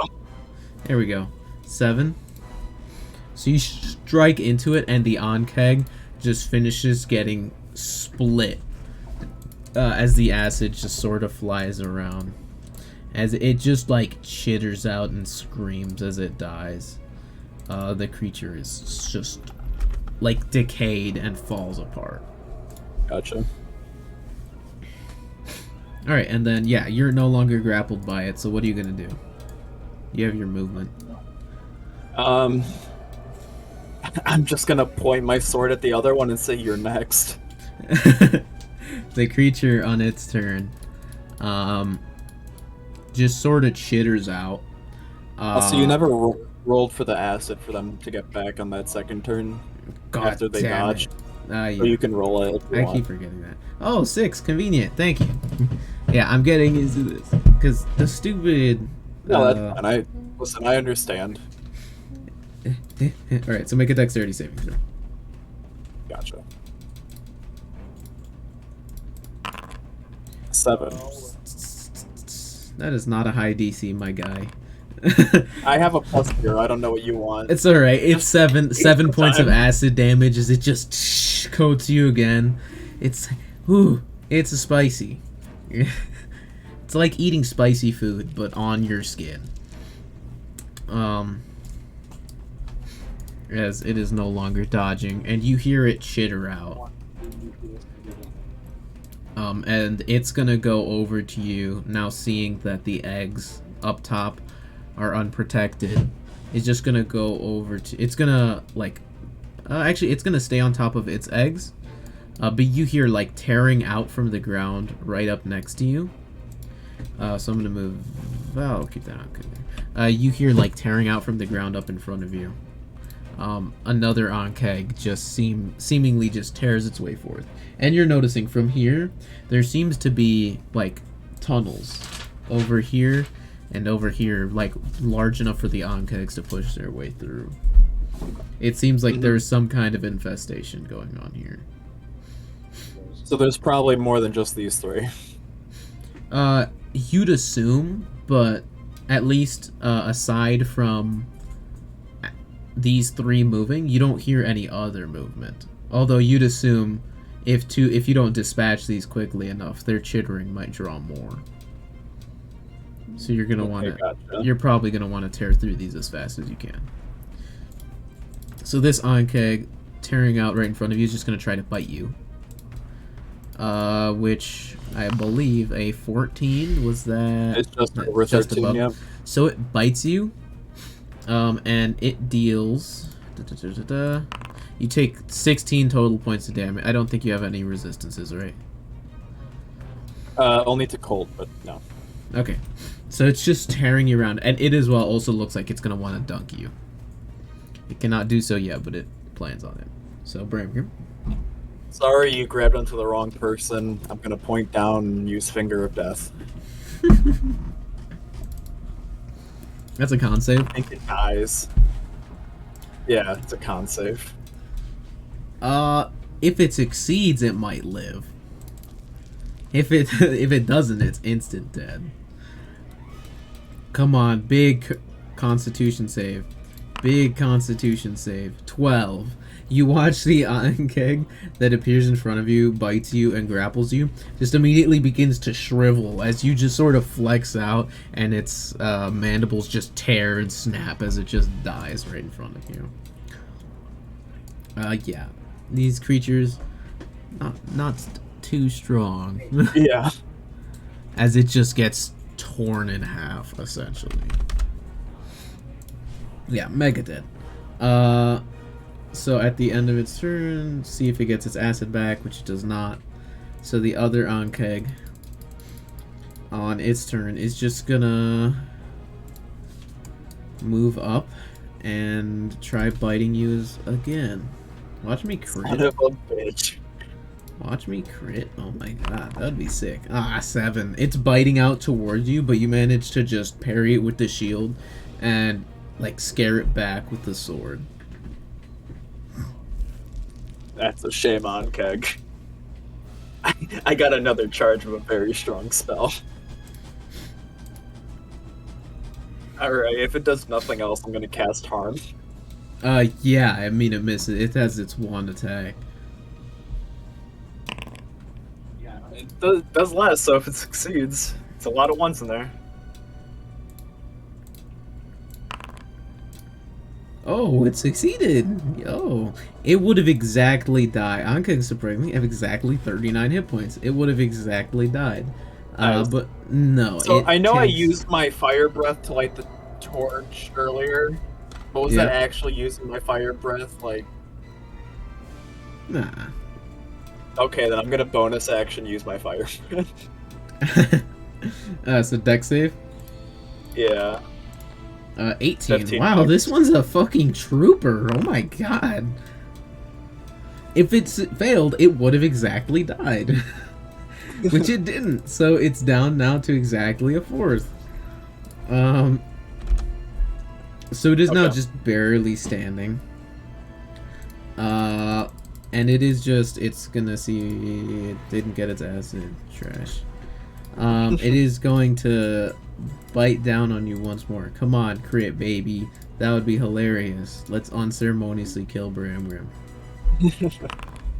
13, that's exactly a hit, I believe. Yeah, it meets the 13. 11 total.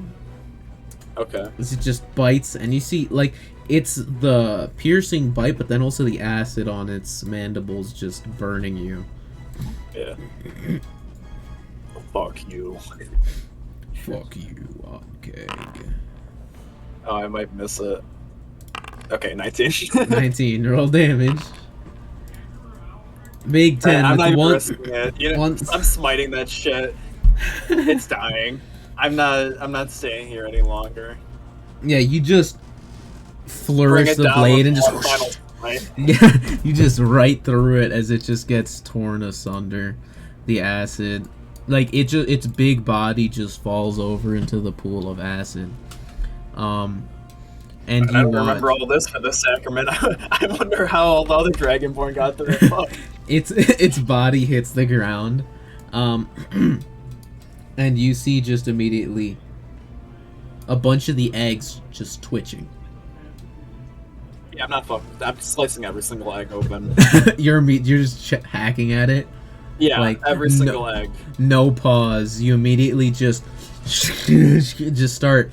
You slice one, shield bash one, and you slice through the first one, and it immediately begins to shrivel, and you hear like a little cry of just chittering, and the other one, shield crack it open, and just keep bashing. You see there's a little onkeg inside of it, just Christ. You fucking insects. It's the vegetable town all over again. You just shield bashing. Get a Captain America throw in there. Yeah, I'm just gonna clear out the room as fast as I can and then get out of here. And go through to the door. Oh yeah, so you're smashing these. I'll say make a stealth check. See how quiet you are doing all this. I mean, can I not just stick my sword in it and like it kills it? Because of the necrotic? I accidentally deleted you. Oops. Oh. Bramgrim's dead. Bramgrim's not to you. I need to redo the light. Cringe. 40, 20. Yeah, but you do see just in the room, there are the, like... this seemed to be some kind of mural room before. Mhm. And you do see there are still, like, remnants of mural if you would like to risk staying in here and, like, looking alone. You know what? Maybe I'll have some time later. It's... I'm under half HP. I have no armor. I'm scared. Fear. So unless anything happens, I'm just gonna move through the room and fucking book it. Alright, so you go through, and you immediately see there seems to be some kind of, like, false door in front of you. As you shut the door, I'll say just very quick, for the sake of seeing how interesting this gets, make a stealth check. 14.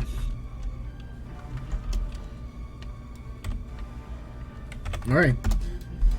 So you push your way through and just slam the door behind you. As, like, the bubbling of the acid continues. You don't hear anything else moving towards you. So, I mean, I will say, before you even left the room, it does seem to be quiet before you, like, fucking book it. So it is quiet, there is nothing else. Yeah, I mean, it does seem quiet. So you do feel decently clear to check out the room if you'd like, but again, it's up to your discretion, seeing as how injured you are. But the door, as you just step towards it, begins to shift open.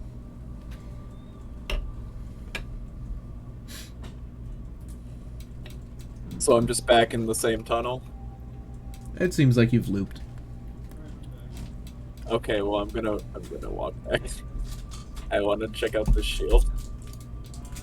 No, you want to check out the body? Yeah. Oh, are you walking through the acid? No, I just... Rim just... Oh, you're going back into the mural room or to the body? Well, just to where the body is. Okay. Was there any way to get to there other than through that area, or no? You're not sure. I mean, make a perception check, I'd say. So yeah, from that angle, you can just see a body. Fuck you, game. 6.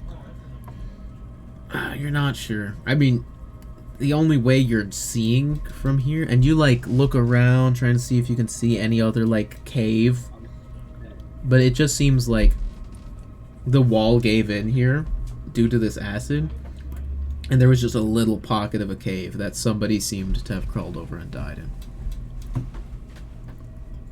How wide is the acid pool? Let's see. In front of you, or like Like, at the entrance, you'd say? well, across the entire pool. Okay. At the mouth, so that it is a bit of a tight fit, so that will take you a little bit of, like, shimmying to get through. So it's not, I assume you want to, like, charge through this thing. Is what I was you thinking. Yeah, if you want to just charge across, it's looking like 20-30 feet. Would a running leap stop any? You don't think you'd be able to. You'd have to shimmy sideways through the hole in the wall. So you don't think you could just, like, long jump it. Okay, that's a shame. Whatever. I'll go back and I'll check out the mural. It's gonna bother me if I don't. Yeah, because I mean, you'll. I mean, yeah, if you have any spells or anything you want to try. I have no spell slots. Oh, you're completely out? Pretty much. Well, you have thirds, don't you? Use 2 seconds and then 1 first, I believe. I guess I do have thirds from the Accursed. I think. If you did want to try brute forcing it, you could just heal yourself. Technically. Okay, I'm gonna cast 3rd level Cure Wounds on myself. So that's 66. Yep. Plus your modifier. Okay, 24. I'm gonna look at my health, and if it's good, I'm gonna do it. You're about half. 58. I'm gonna do it again. Alright, so I assume you're still back over there. 25. Yeah, let's just... Ugh, Alright. I want it. I want it so bad. Alright. Fuck. Okay. Yeah, I'm gonna push through it Alright. as fast as I can. So you start pushing through just... so this is... Let's see how wide this is. So what's your speed? Without my armor, 30. I have 30? a swim of 40, apparently. Oh, so you could swim through this. I Oh, don't because know. I have the ring of swimming. Yeah. So you take a... Are you gonna, like, die? Are you gonna try swimming, or are you gonna try wading? Because you're not sure how I'm deep gonna it is. wade. You haven't, like, tested, so you're not sure if you should... Well, you could dive. Shit. shit, do I have anything in my inventory? Hold on. Oh, I also have a greater healing potion. Yeah, I'm not dying today. I'm gonna use that. Another 14. 3739.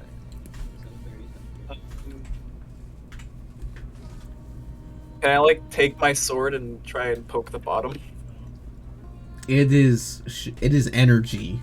You would, unless you're using the hilt to try to push your arm through. Yeah, you are right. Fuck.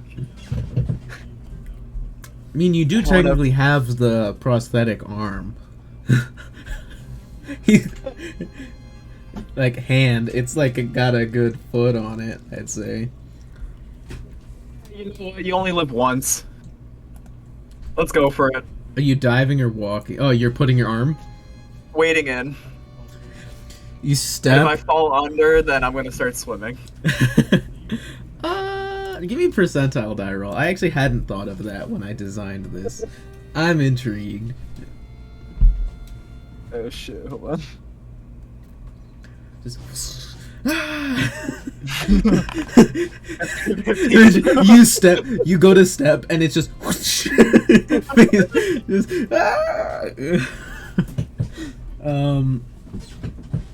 that's great. Expecting it to fall through, so I'm ready just in case. Right, But you step, and your foot hits after a couple inches, and it's just, oh fuck! You make your way forward, and so this will determine whether it's 1 tick of damage or 2. Make an acrobatics check as you're trying to like shimmy. easy. 7. Okay, so it'll be 2 ticks of damage. So you take 21 points of acid damage as you just step in. You're halfway through at this point, though. So, are you turning around or are you going back? I'm gonna keep going. It's just it's a waste. You go through another 23 as you get through and you pull yourself out and you're cooked. You step out to that other side and you just, oh, that doesn't feel worth great. it. That doesn't feel great. As you look down, the guy's got what looks to be, seems to be a shield next to him. First things first, I'm gonna drink this healing potion I also have. And let me look at my notes. Hey, let's go. 5 health. You see a mostly dissolved corpse. That is also, the flesh that was on it is heavily decayed. It looks dragonborn, like a dragonborn skeleton, from what you could tell. And it is seemingly like, you see there is like a leather bag, heavily acid, like damaged. But you can sort of see, there does seem to be stuff in it. It looks like, do you see, what would have been like the handle of the bag is in the guy's hand. It looks like they fell in this acid or were wading through it, and then you don't see a bottom half. You just, well, like, it's just, it seems to have been burned and fell off, but it looks like they had run through the acid and like tried to keep the bag out of the acid and threw it down and died there.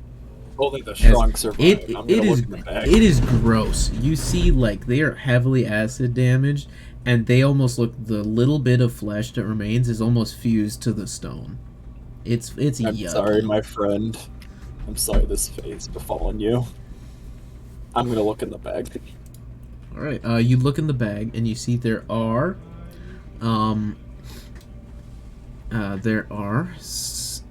like papers, and you notice there is what looks to be a not mostly, but out of everything in the bag, it is the most intact item in there. And so if you check your journal, you are now an observer in its handouts, Athedon Anthologies, then the Dissolved Dragonborn's papers.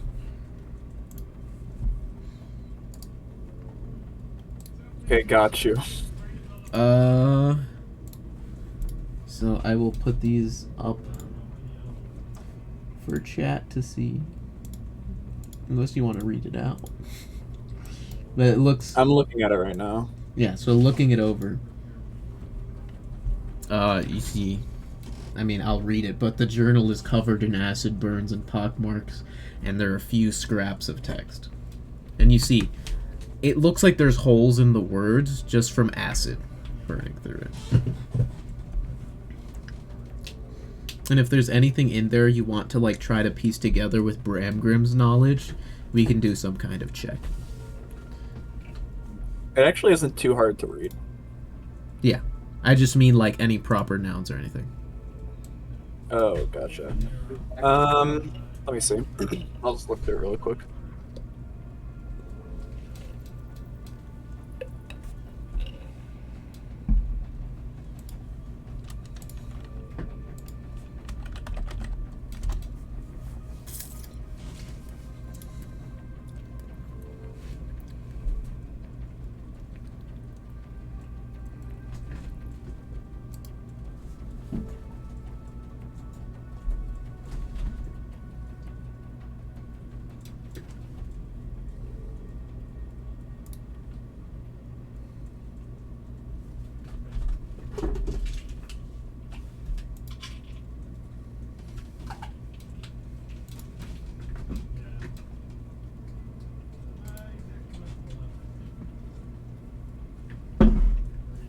The shield does also look a little special.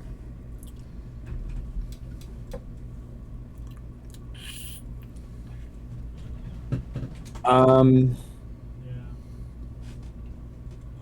I try and figure out that last paragraph? Legal document charging, and then something members. I mean, you do actually see the word seems to be whole Oh, is it? later in that same paragraph. Oh, okay. Gotcha.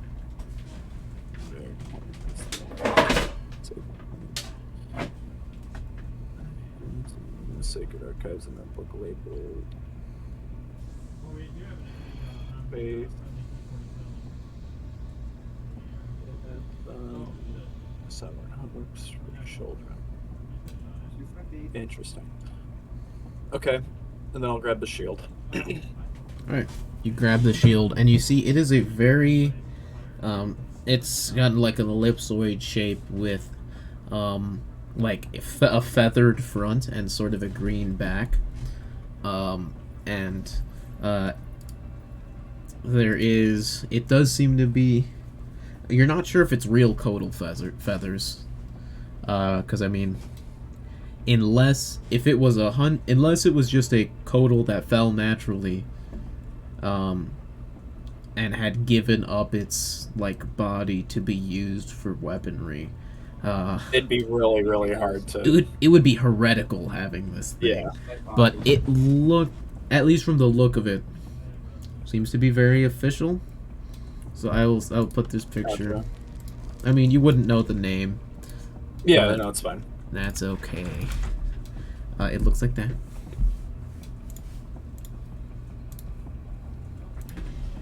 Okay. Yeah. Well, time to suffer again.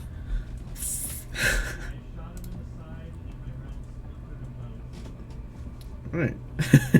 So make another acrobatics check as you try to shimmy through. Imagine you fucking die here. You become I won't die. I have enough health. Well, I'll be like single digits. at opposite worst. end of the pool. Bramgrim's just gonna be like the guy just with the same bag, same shield. That would be horrendous. Okay, what was your... Oh, my God. It was not good. Listen, If I'm I not roll that good sure. on one of these, you're dead. Ooh. Speak of the devil. 30 points of acid damage. As you just shimmy through. Oh, brother. One more tick. I'll say, make a Constitution saving throw. As you're just like, how much can you just bear this? 10. You feel your lights go. You feel yourself starting to go out as you're pulling yourself over the edge, and you slump over at the end of the pool. I'll say roll a percentile. Roll a percentile die. You pass out and you just 31. Wait, how much damage did it do? 37. Oh fuck. Yeah, so you're just Bramgrim is. I can't wait to get eaten by onkegs. I'll say humor me. Roll a death save. Oh, okay. Gotcha. 8. Roll another one. Natural 1 right here. 6.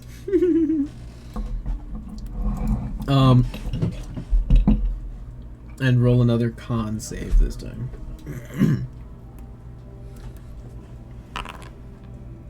22. So yeah, be glad you rolled good on that D100. So Oh, gotcha. you hear like chittering off in the distance, and your eyes slightly flutter open. You don't know how long it's been, but you're in so much pain. You just Worst decision I've ever made. you start to peel yourself off the fucking stone, and it's just you're like just standing. It falls back into the pit. Just trips. Just Harvey Dent style, Two-Face, like.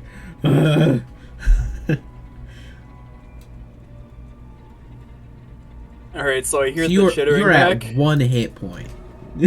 Okay. It was an echo. You think it was far, but it bounced back. You're not sure where it was, though. I want to check out the mural, but it's still 1 HP. Make a perception check. You're not sure whether 7. Fine. you're not sure how close it was. So that is I'm just going back. You can. I'll come back later. You can give me. I'll for your lore dump. I'm sorry. Alright, yeah. So you make your way out, and as you pass back through, the doorway begins to close back up behind you. As it just grows dark, and you get back into that room. The doorway opens back up for you to leave back out of the cave, and you just immediately you see the flame. I'm just limping with the torch, the purple torch. Yeah, the I gotta light flame it again, probably. The flame of the torch of the braziers go back. Or actually, oh my bad. I forgot. I almost forgot something. Silly me. Actually, you walk back into the room and you start to you actually start to go back up the pathway. But make a perception check.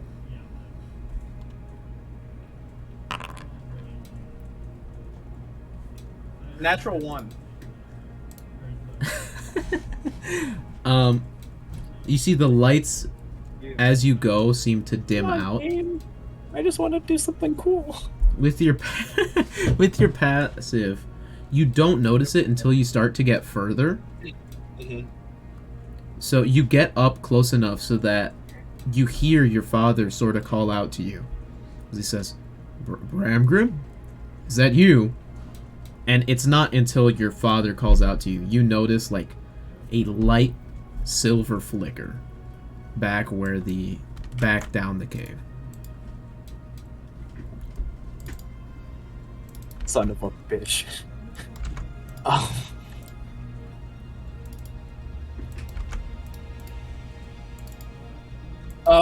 1 second, I just need to check something out really quick. Bramgrim, are you alright? What is... No, not at all. I'm very hurt. I'll explain it later. And you he like meet me halfway and he only halfway. you hear him moving down to down in the cave towards you, and the silver flame that you're seeing behind you seems to be dimming. Are you what do you do? Fuck. I'm sorry about that. I gotta go head down there. So yeah, you don't even see your there. father. You just hear him calling down towards you, but you just you book your way down, and you make the Crimson takes 1 point of damage. just cracks your skull open. You get a traumatic brain injury. You make your way down back into the room, and you see all of the braziers are now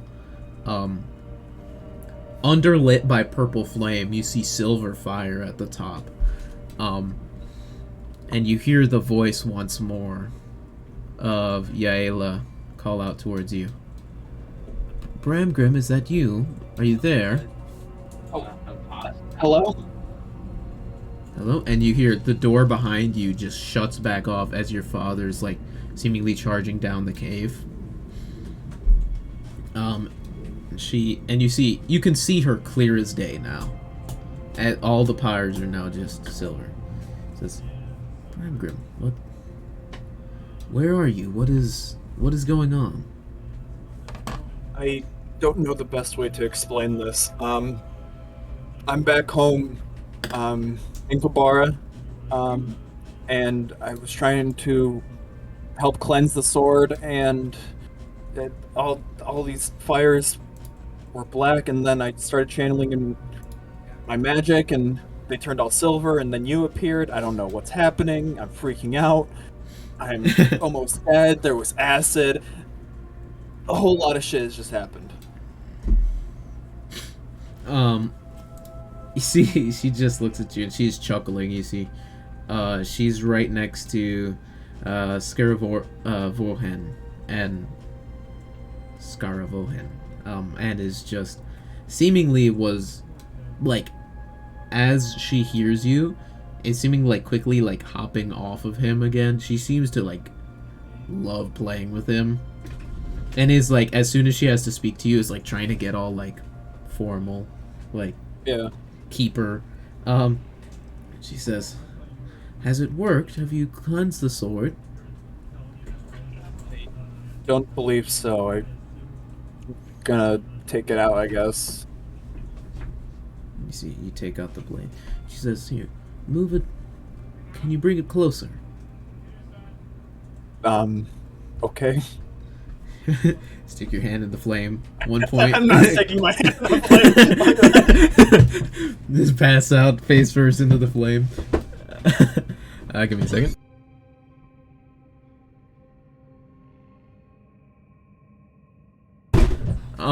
You see, you bring it closer, and she looks it over, and immediately you see her eyes start going silver over gray. She says, "It seems. Do you know exactly where you are? I don't. There are channels to speak to the Keeper. Very few. Across Eberron, but I don't recognize this one." I'm in a city that was hidden away, Athedon. I'm sure if you request it from the Vanguard, they can tell you a little more about it, but it was very secluded. Yeah, and you hear your father pounding on the door at this point, and he's just shouting Bramgrim, who are you speaking to?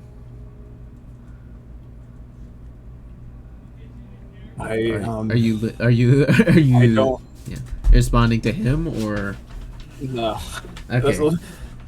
I'm totally tuning him out right now. All right. Yeah, and you hear him shouting, and you hear a shout back of a command. He seems to be speaking to somebody. We may have a situation here, as you're just speaking, and Yaela looks to you. I need your help. I don't know what to do. Says, I believe this seems I don't know. I think we could try to do something here. Is it a blade? And you see, she looks confused. She's just like, it's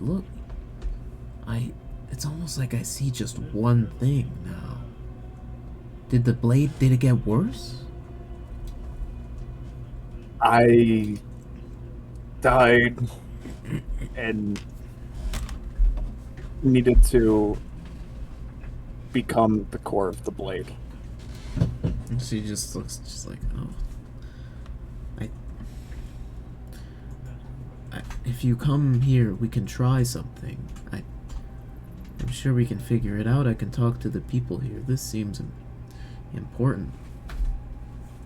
Oh. And you see, she looks at the blade and she says, "Could you put it in the flame?"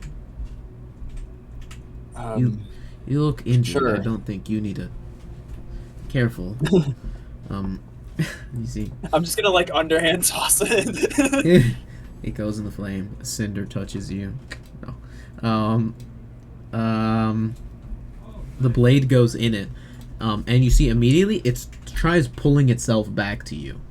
But you almost see like it's suspended as the silver flame is just wreaths it. It holds itself. It's almost like the silver flame is solid matter to the blade as it just suspends it in the air.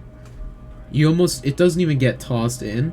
It almost touches it and starts to pull the blade into it. And Yaela seems to like, you see, she seems far away, almost like 40 feet away from like what would be like the camera, I guess. Yeah. You see through, and she starts to like fly up to it. And then you see she looks at the blade and she says, her eyes flash and she's just looking over it. And you almost see there's immediately like a realization or recognizing this. And she just says, Dawnslicer? That was its name originally, but I believe it was, it went by another name before. Yes, I see the fragments of what it was. And what are you looking to do with the blade? I would hope to be able to get rid of the darkness. Well, I think we can try. I don't see a way to return Dawnslicer to its original form, but like all things... Okay, as long as it is cleansed of the shadow, I'll work with it.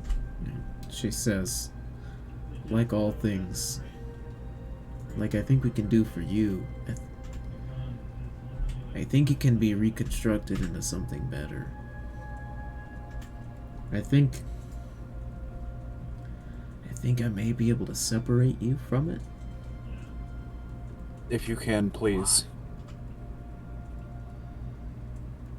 Come to the Cathedral of the Silver Flame. We can talk more about this here. I'll talk to the cardinals, see what we can do.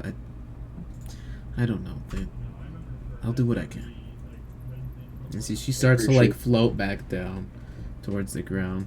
And Skarahoven like immediately starts nuzzling her. As you can tell, she seems a little distressed. Almost speaking of the cardinals and the others of the Silver Flame. Her feet fall and touch the ground. You see the Silver Flame, it just slowly dies down, as does the purple flame. And you're still holding the torch as these lights all go out. And the door starts to open back up as you hear your father sort of like, well, not your father, you see like, actually yeah, your father would be at the front. Your father sort of goes to like charge forth, but immediately sees the purple flame. I found a way and I'm gonna face plant forward. These people almost go to tackle you, but immediately just. Yeah, exactly. I'm completely dead. And just in general, what would you tell them of this little excursion? I would just, well, in the sense of like them questioning me right now or like later. Just after this, because I'd assume because I'd say there's just one last chunk of this in in the cathedral. That we'll get through. But so I mean, just for the sake of brevity, I mean, what would you tell them? What would you not tell them?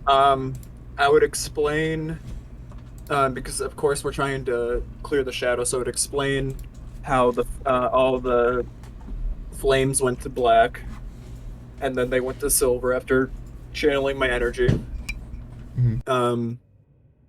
Seeing the figures inside the silver flame. Trying to talk, and then the purple flame overwhelmed it. Pretty much everything, except the only thing I would keep to myself is the papers.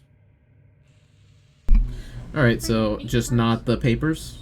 Yeah, everything except the papers. I'll just say I found the shield on this body. Yeah, and they seem to pry and question about the, like, they seem to dance because you immediately get taken back with the council, right? So it's and I'm gonna try and question. I'm gonna be like, oh yeah, I don't recognize the purple. What does the purple mean? Yeah, Insec is just is quiet. She doesn't seem to know too much about this, but Ethested, as the lore keeper, I'll say make an insight check.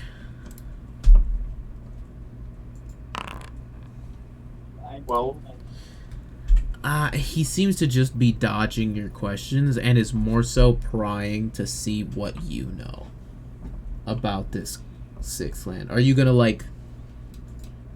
Are you just gonna say what you saw, or are you gonna like play dumb, or what's your general attitude towards this?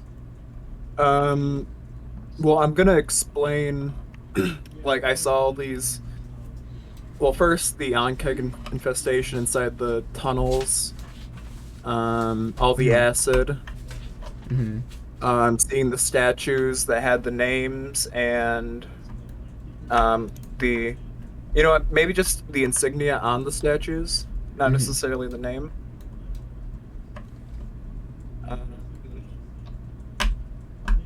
And yeah.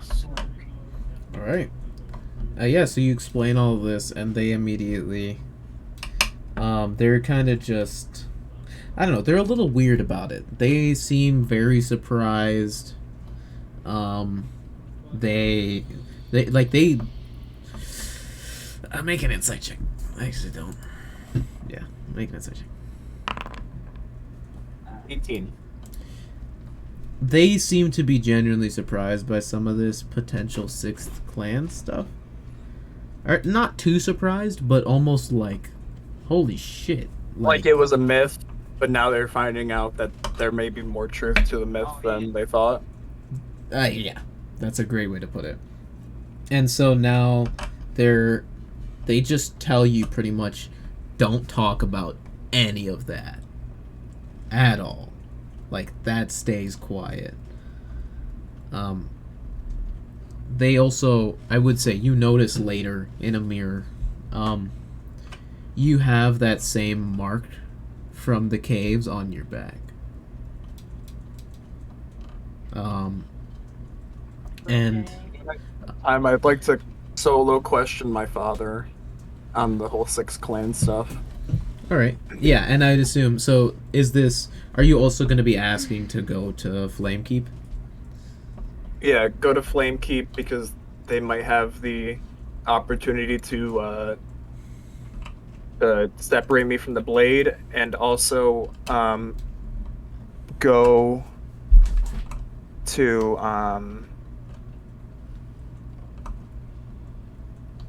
I'm guessing the Sacred Archives is like the library there. It's You actually recognize it as just... Or is that like their official That is an archive? archive in the, Spire of Sybaris. Okay, so it's like top brass are only the ones that are gonna... I'm gonna just request from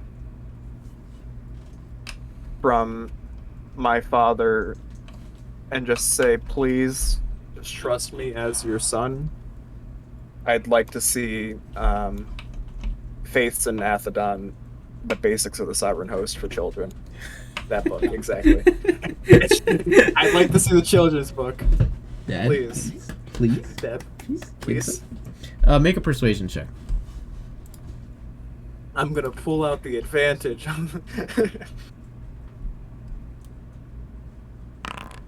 gonna square up the shoulders and get a 26. 26. There you go. He sort of says to you, he says, I'm going to trust you.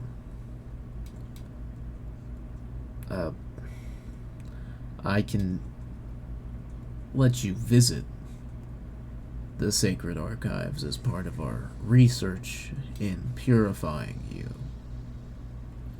That's all I need. And he seems... You can almost tell from his eyes, it's like, I didn't hear the name of that book. Gotcha. Just for our research too, I'd like a blank journal, please. Yeah, which he, readily provides. Yeah. And so... And then when we go back, I'd like to rewrite everything inside the journal fully. Alright, yeah, you want to try, like, filling out those blanks? Yeah. Alright. Yeah, so you do so. And are you requesting to go to... Yeah, so you requested to go to Flamekeep. So yeah, they approve a small, like, trip. And so by the end of the week, you've done all of that. And they're now allowing you to go down to Flamekeep for this purpose. I'm guessing I can just fully long rest and reset all of that? Yes. Okay. Bramgrim got a little fucked up. Yeah. Acid hurts. Acid does hurt. That is a... You see, when you were rolling the 20s, I'm like, okay, it's gonna be around 20 damage each time. I have enough health to survive it. And then when you hit 30s, I'm like, oh shit. 30 and then 37, yeah. That was above average, to say the least. Yeah, also just shitty rolls from me. Bramgrim? But the main thing is, so... Is not acrobatic. Nope, not at all. For the sake of things, rewrite everything inside the dissolved journal. Mm-hmm. Get the shield identified.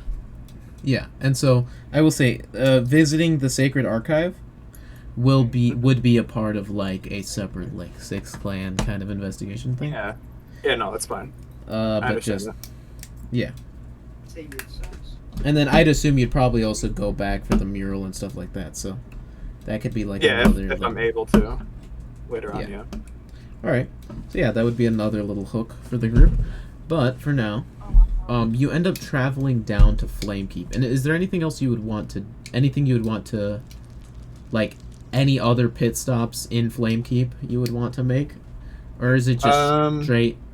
Because like you would need to argue for them, because they will not want you. Yeah, no, just straight to the church.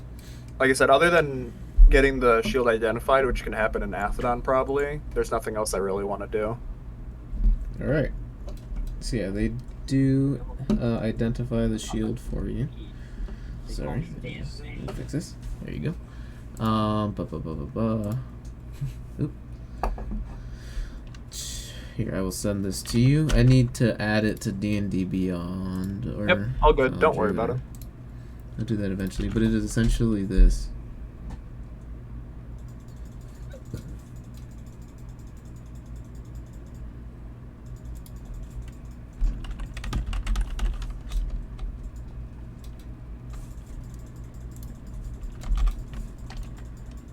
Alright, there we go. It's essentially that.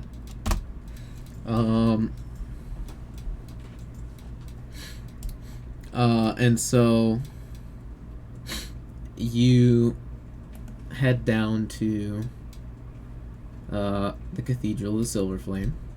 You are flanked by a ton of Athedonian guards, who all disguise themselves as you see a handful of them just disguise themselves using just magical means to look like other people.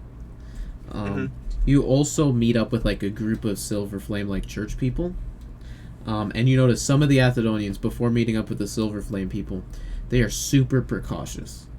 You see some of them, they have like capes that go from the back like to the floor and almost drag a little bit, and you see some of them, they grab the corners and they almost like whip them over the front of themselves, and you see they go invisible while they hold it like that. So you not only have like disguised guys with you and then meet up with Silver Flame people, but unknown to the Silver Flame people, there are invisible knights. Even more. Yeah. Man, I feel so famous. I'm all protected. It's more so to put you down if they have to. I'm gonna look at it as me being protected. I'm famous. Yeah. It's bodyguards. Not like prison escort. No, not at all. No, but you make it to the Cathedral of the Silver Flame and you walk into the center. And immediately, like, you see some of the Silver Flame people are looking at you, like, because you aren't disguised at all. You've been around Flamekeep. This is pretty standard shit. So, no need to disguise you. But some of the Silver Flame people just look at you like give you the bad look. Just seeing the, like, dark, shadowy scales kind of thing. Yep, nothing new. And so you make it up to Flamekeep, and immediately you get into the entrance, and there are a few like Silver Flame guards, like church guardmen.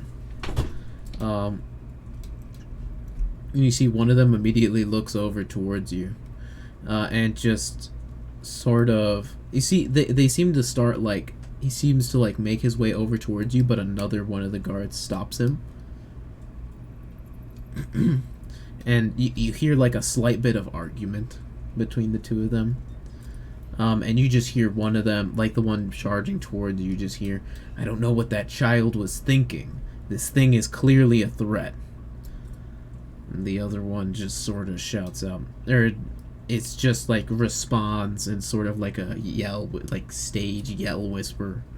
Just, "She's capable of foretelling and has stopped catastrophes. I doubt she would actively encourage one. So if I were you, I'd watch my tone." Oh, please, someone try jumping. I'm gonna steal one of the invisible knights. Just invisible blade, just slice him in half. Yeah, but you're walking your way over until you see these massive 40-foot tall, like, cathedral doors up in front of you. Oh, I put that. It's been a while since I've been here. Yeah, it has been. I put this ambiance track in the wrong... Oh, that's why. Yeah, I put this ambiance track in the wrong note. Because I am dumb.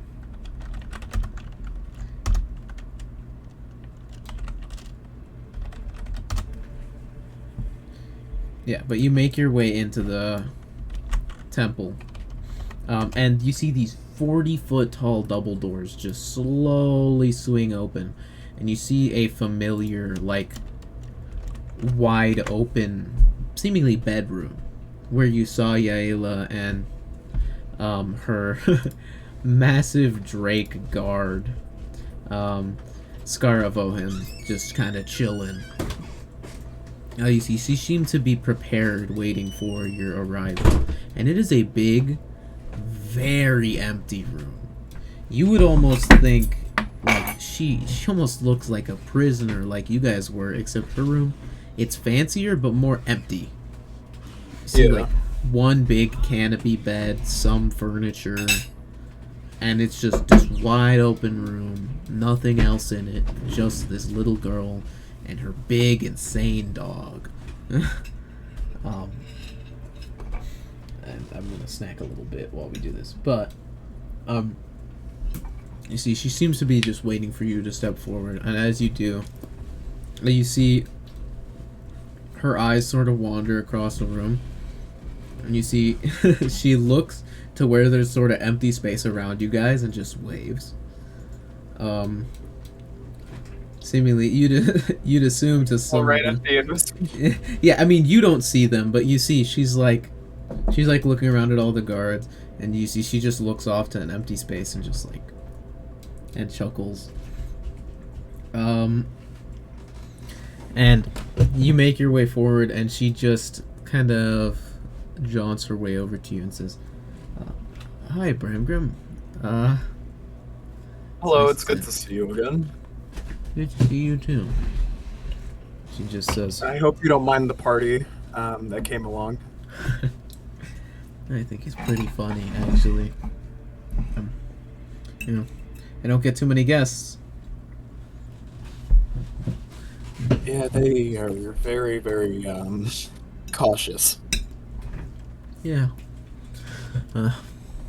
Not cautious enough to stay out of my eyes, though. And you see, up close, you see Yaela. She's got dark-skinned human, gray eyes, black hair. You see, like, light, almost silver streaks through it. Just simple, dull gray and black sort of clothes. And you see Scarvohen is a giant, almost like 3 feet tall, 5 foot in length, probably a couple 100 pounds, like brown furred, 6-legged, like almost draconic dog. It just stands next to her, and is also peering into the empty spaces, just looking at what you assume to be the invisible Athedonian guards. They sort of look to you, and they both say, "Well, I think some of the cardinals and I found... we think we came up with a solution that might be able to help." You see? She sort of like motions down towards the floor, where you see there is a very large, very intricate circle drawn out on the floor. Like, over top of the large, like, just marble, like, engraved floor that also looks very fancy. It's just a long chalk circle drawn out. She says, we came up with a bit of a theurgic ritual that we believe combining some very powerful curse-removing magic, we may be able to create a sort of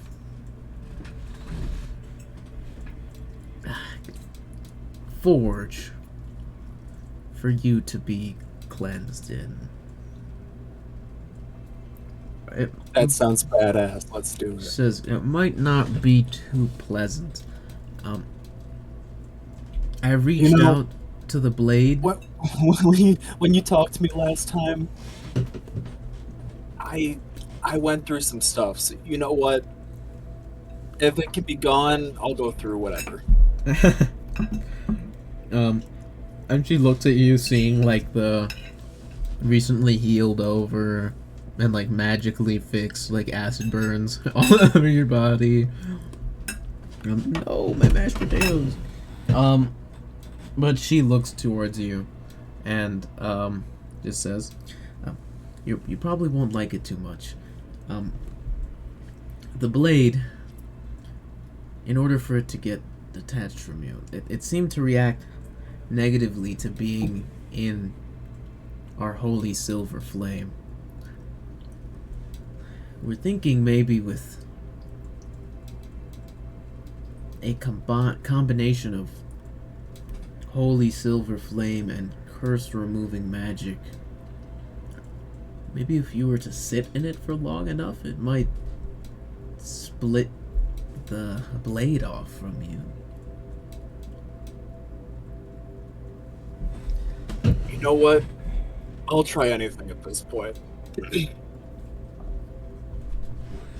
And you see she says, and, well, at the very least, if it doesn't work, the problem will be solved regardless. Yeah, you know, I already went into it thinking that it's either one or the other. So honestly, you know,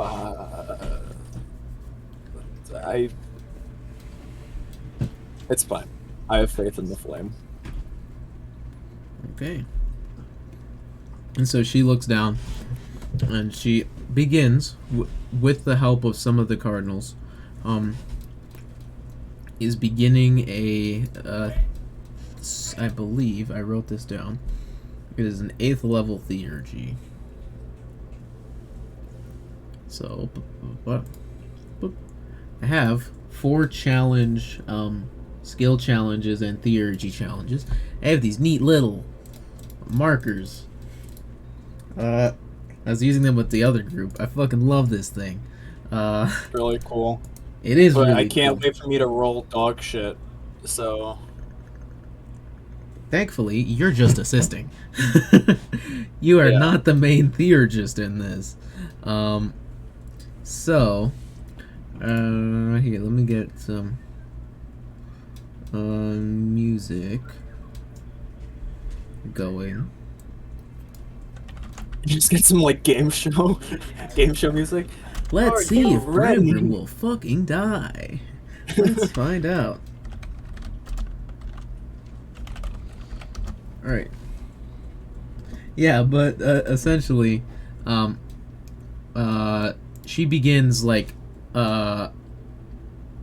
through various means, you see she has, like, Yaela pulls out, like, a pouch of diamonds, and this takes hours. I'm talking, this takes hours. So she begins, you got there very early in the morning, and she begins to take out, this big bag of sort of components. As you see, there are like cardinals following behind her. She hands one of them the bag. They begin to like take out components and hand them to her as she requests them. She asks you to like help, like watch the process, but also help in certain points. So, 5 minutes in, this is something you could help with. Or actually, yeah. So 5 minutes in, this is something you could help with. She asks, make a spellcasting ability check.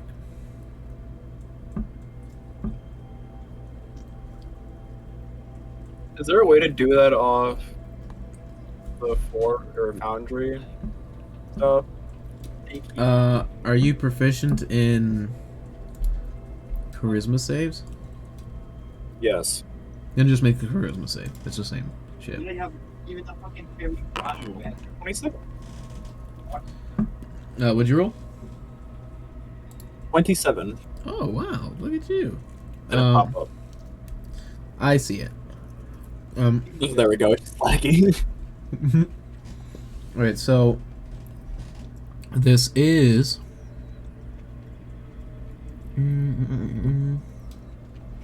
so there are actually, I should make this smaller because there is an inscription and a school and a spell inscription circle.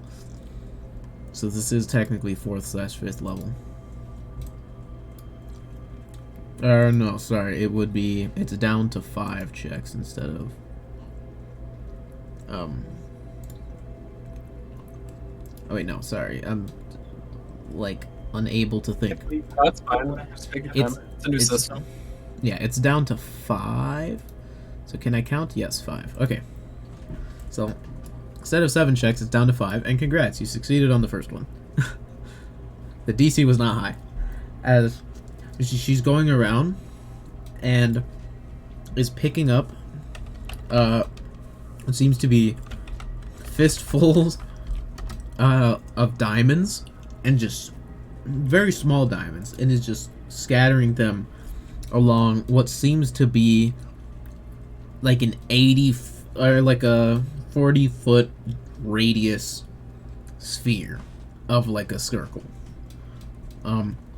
You see, she starts off with some diamonds, and you also smell sulfur as she's just chucking it out. Oh no.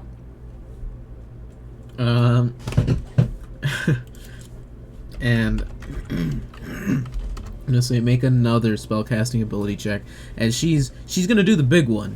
You can do the smaller ones, but she's having you help like throw out 19. these. All right, so that is a second success. So at this point, it has been, I would say, you're an hour in, and before starting, she tells you, this will take most of the day. I hope you got some good rest.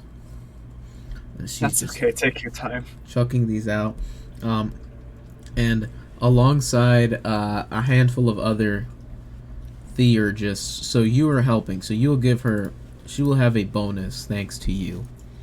There are a total of, I would say, 9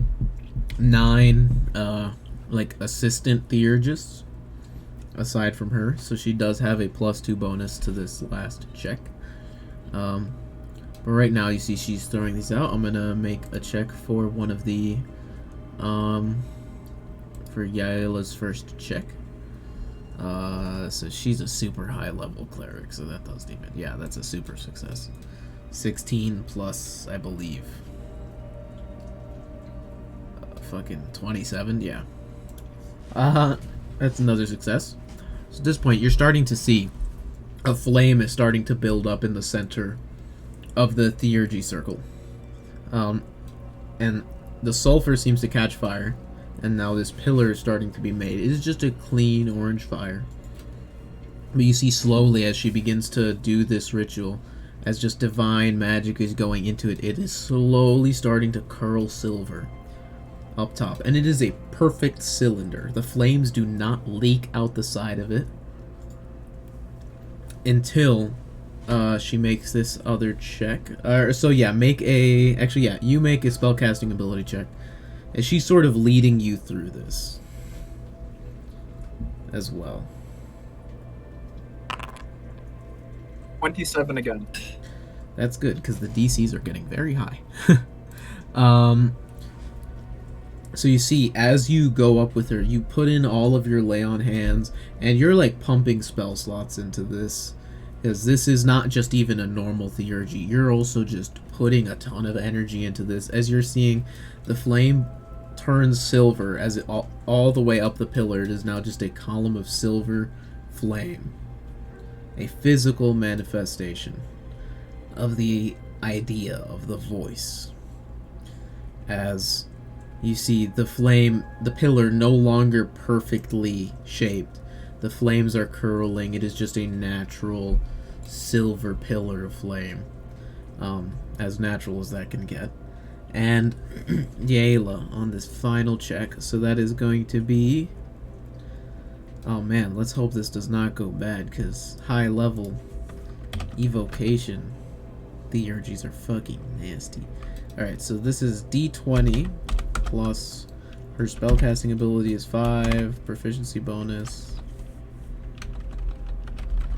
Alright, and then thanks to the cooperative bonus of having 9 theurgists, that is a +2 bonus to this theurgy. So I believe that is a +13.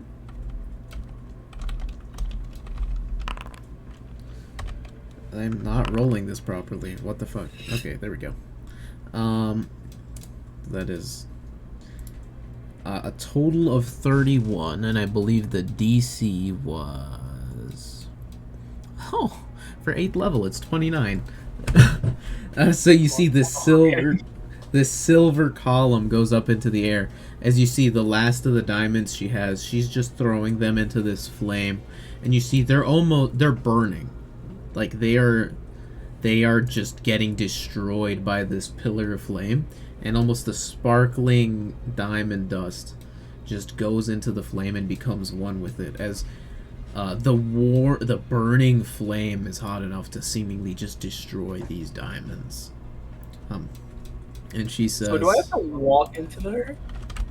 as this finishes, 10 hours later, she says, honestly wasn't sure if that was going to work. Bramgrim, your chrysalis is ready. Yes, ma'am. I'm ready. As she just, like, motions towards it. This is not going to be pleasant. We can... My life hasn't been pleasant so far. It's okay. She says, we can maintain this for some time. If you'd like to take the night, find anybody else who you think. If you want to have any conversations with people you might want to have, this might not be the safest procedure. There is no time like the present. And I promised I would cleanse myself to help out the rest of them so we can actually get some help. So to fulfill that promise, do I just walk in? He just says, I suppose, unless... Yeah? Go. My dad's not there, is he? Your dad is. Oh. Yeah. Well, Dad, it's been an honor. Been real, Chief. Yeah, but what are you doing? Are you... And she, like... She, says... You need me to do anything before I walk in? Manifest the blade, but just hold on to it. Alright. Alright. Okay. I'm gonna summon the blade into my hand when I'm right next to it. Call out the blade. Well, Alright. You... like I said Call out the before, blade? I'm just gonna say this in my head. I appreciate all that you've given me. The blade just says to you, Bramgrim, this is ridiculous. I step in. As you step in, the calm, cocky voice immediately becomes the scream of somebody that's on fire. Yeah. As you also feel this pain. So, Bramgrim, Yep. as you step into the flame, you immediately feel yourself pulled up and into the center of it. As it gets hotter as you get to the center. And I mean, I would roll damage. This is actually important. So yeah, damage will actually be important to roll here. Although I think this will KO you immediately. Probably. You suspended in the silver flame. Okay, so what are you thinking about as the flame pulls you into the center? I'm thinking of all the people who have helped me. I'm thinking of my family, all my friends, the flame, wanting to separate from the blade, wanting to wipe out the shadow, stuff like that. Alright. So, after you step in, you take 108 points of fire damage. I'm out. That's my entire health. As just immediately you step in and just... You immediately hear your father just cry out, Bramgrim, as just out. You soar up into the center. And you're almost watching yourself. You step, and your vision immediately goes from, I'm walking into fire, to, why did I walk into fire, as you float up into the center. Man, I really didn't think this out. As you almost omnidirectionally, you're not seeing from one point in space. your vision is almost emanating from every wall of this silver flame, like pillar. So every part of the wall, so you can see almost 360 degrees and beyond. And you were just looking at yourself suspended in the air. So before I ask you to make a death saving throw, as the blade is purged of... Shut up, you're not here. Shut the fuck. You're not here. Make a... What are you thinking about? Right now, One my thing. main What is goal the would be first separating thought? from the blade.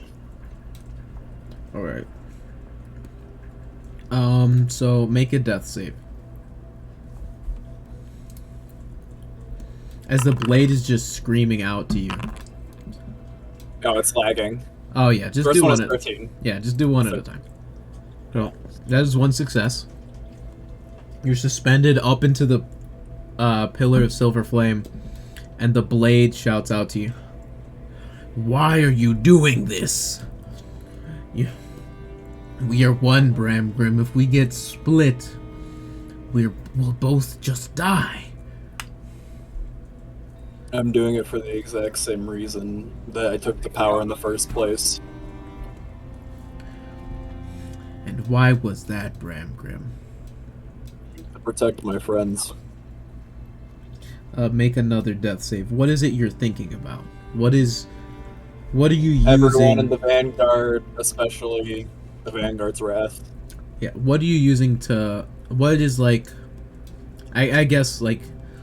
What ideal is it that is motivating Bramgrim to so readily, like, jump into this flame? His loyalty to protect his friends and family. And those that have done no wrong. Alright, make another death save. 12. You know how sick it would be if you rolled a natural 20. Yeah. Like, I'm a fucking god. No. You feel this flame searing at you as you almost see on your body, your scales have all gone black. Not from being burned alive, but from you see the blade is manifest, and the silver flame is swirling around almost like a vortex and is peeling under your scales. It almost looks like it's going under them and tearing them off as you're seeing this dark shadowy energy, just the blade out of your hand and up into the air above you, as the shadow energy is picked at by this flame, almost just slamming at your body and pushing it up, as it's just the silver or the shadowy energy that's taken off of the blade, off of you, is shunted back to the blade. What are you thinking about as? Yeah, what are you thinking about as you make this? Will give peace to those who the shadow corrupted. Ilreth, Ramiel. I have the other Celestials' names written down, but I can't remember right now, and I don't know where my notebook is. But yeah, all the Celestials, all the harm that I brought to everyone when I was controlled by the blade, just bringing them all peace. All right. Make another death save. 12 again. Doing pretty good. And so, I will say this does actually merit.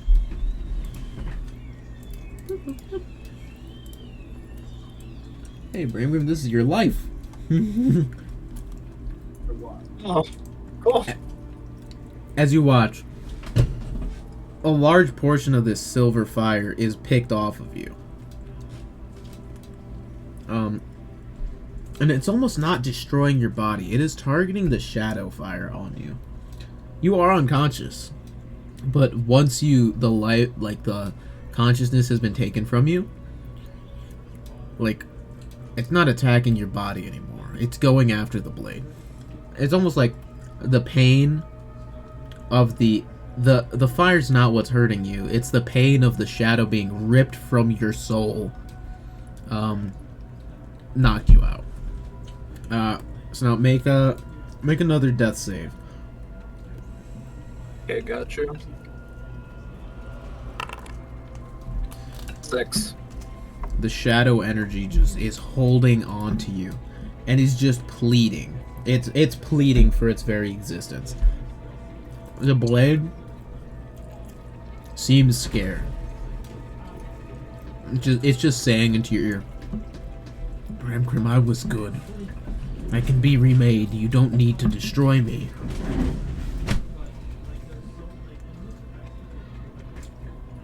I've already made up my mind.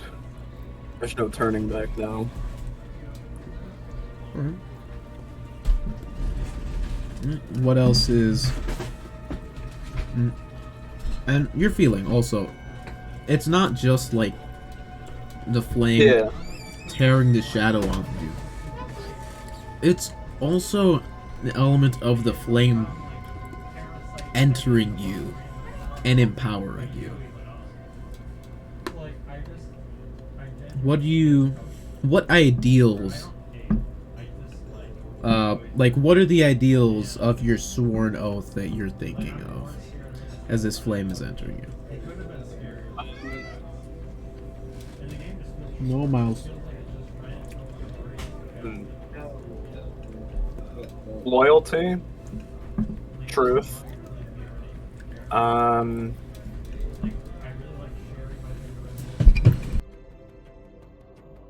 listening. I'm just kicking the cats out. yeah, I'm just trying to.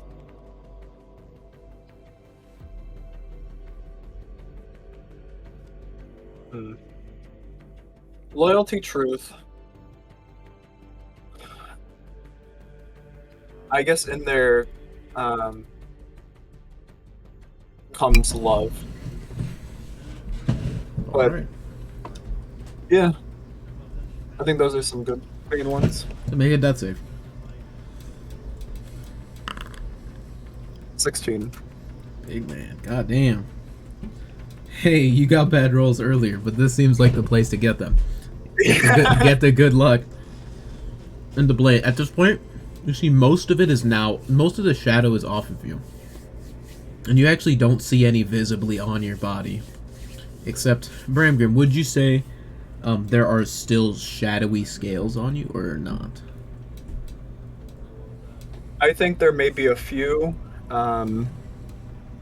like we talked about before, around like maybe the neck where the actual injury happened. Mm-hmm. Because those were completely generated. They weren't like turned. Yeah.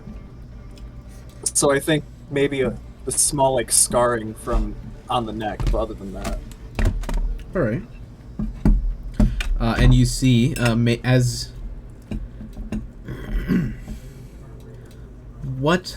moving forward, what does Bramgrim intend to fight for? What will, now that he's being separated from the blade, now that his will be his own,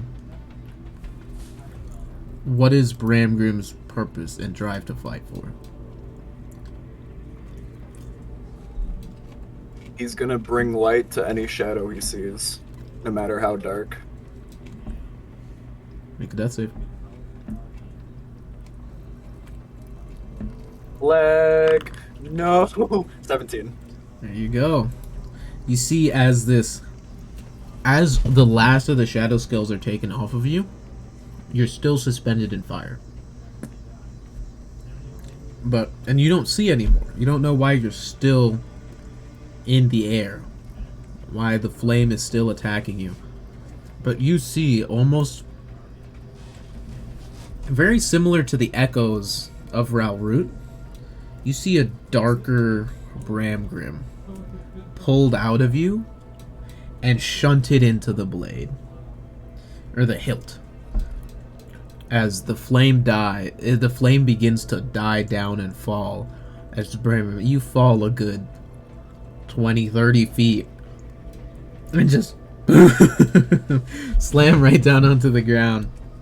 And as the flame dies, everything goes black. You lose that third sense. That, yeah. You come to on the ground of the big cathedral. You're no longer an accursed.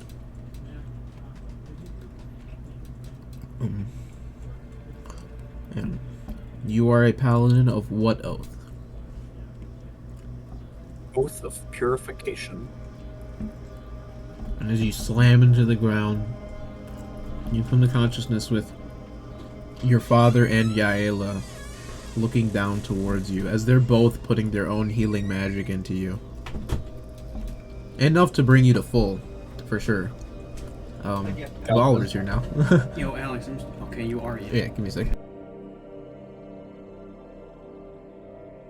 Yeah, so you come back to consciousness, and they're looking down at you, and you see the blade is in the center of the room, maybe like 10 feet away from you. It's just sitting there.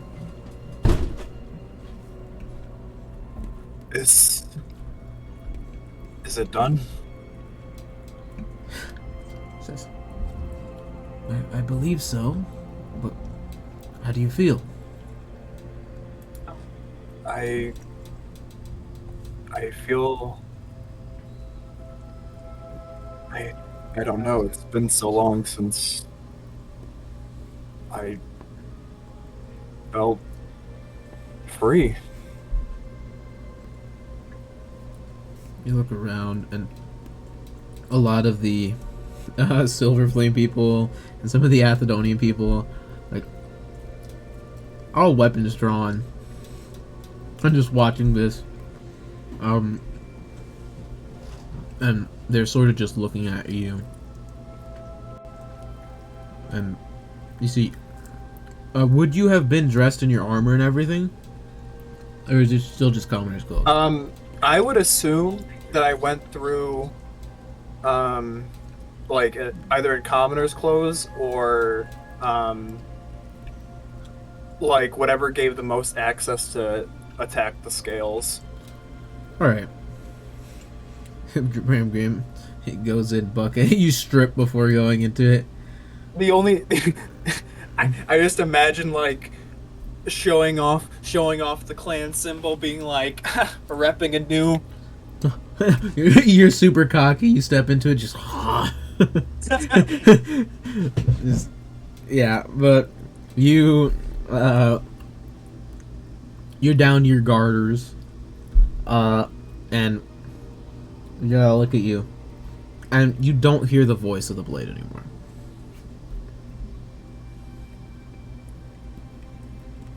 And you are no longer attuned to it. Yep. It is 10 feet away from you. It is on the ground.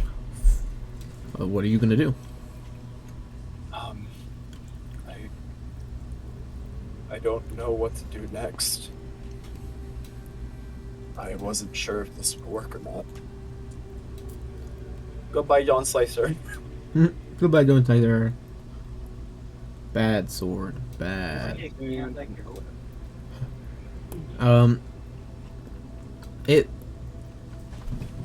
You sort of just stand up. You're in immense pain. But you look over and you see the blade now on the ground.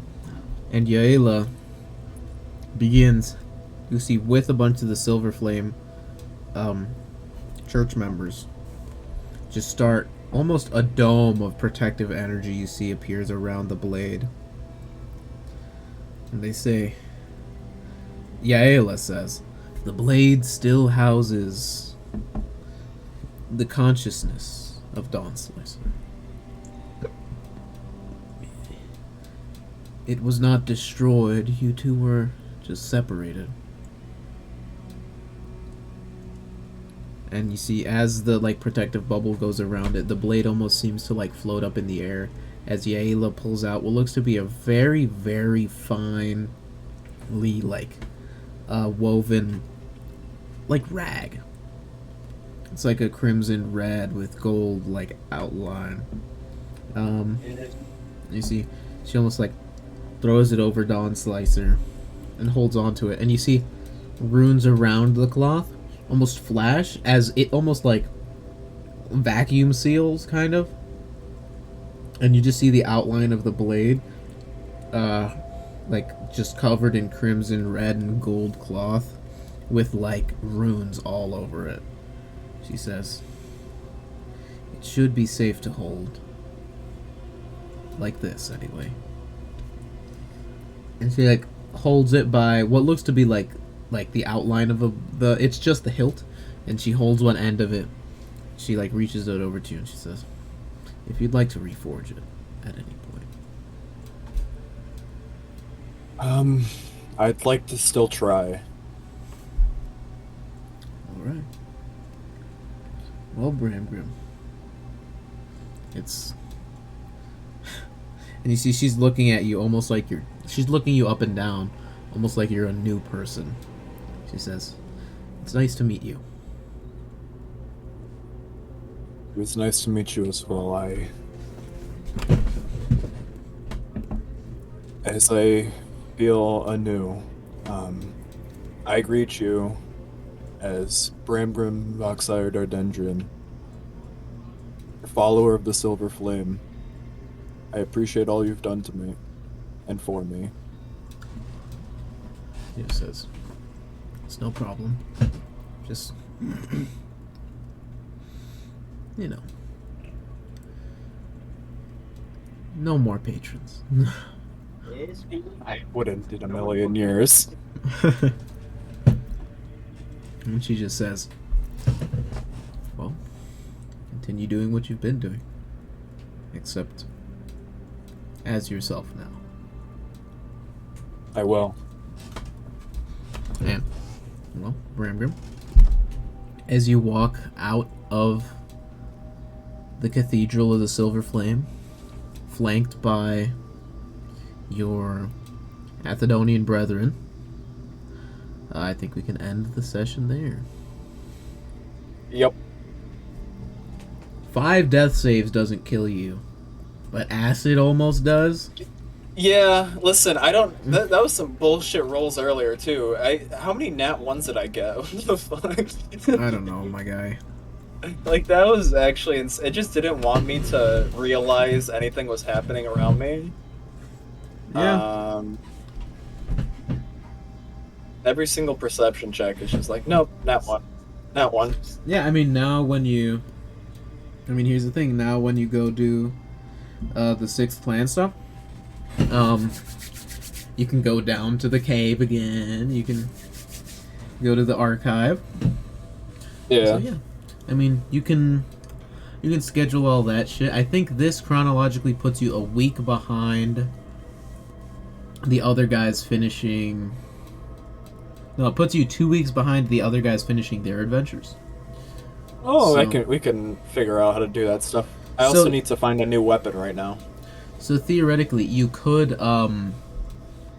yeah, you could, like, go on a little adventure, find a weapon, or just buy something, or request something, or, I mean, Yeah. we could just flash cut ahead and have you could join one of the other guys. Yeah, I gotta start looking at new spells too. Yeah. I have So daylight. I mean, I know Raoult is going... He's going to be working with a blacksmith to upgrade his blade, so if you want to try... I mean, I don't know, maybe reforging Dawnslicer or something through them. Could be something. Yeah, maybe. I know the one stipulation or whatever was that it was into the Silver Flame. I was given permission to use the flame. Mm-hmm.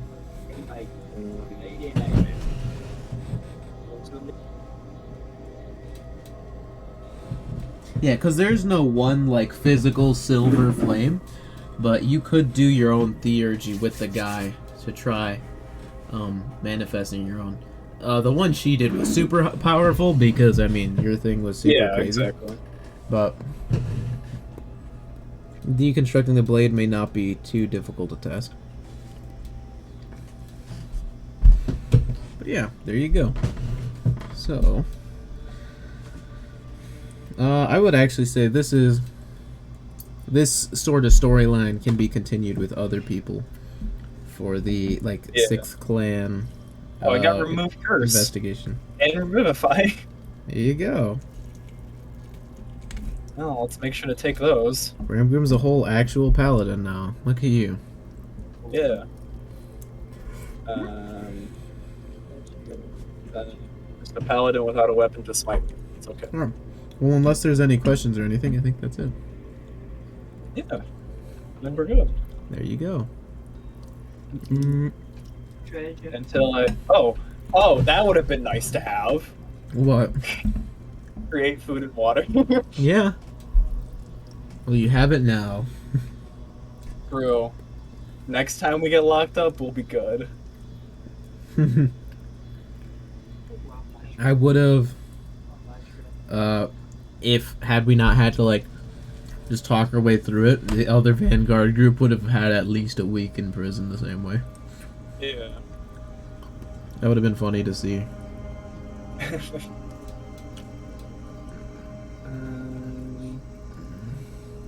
Alright, but yeah, I'll end that recording there.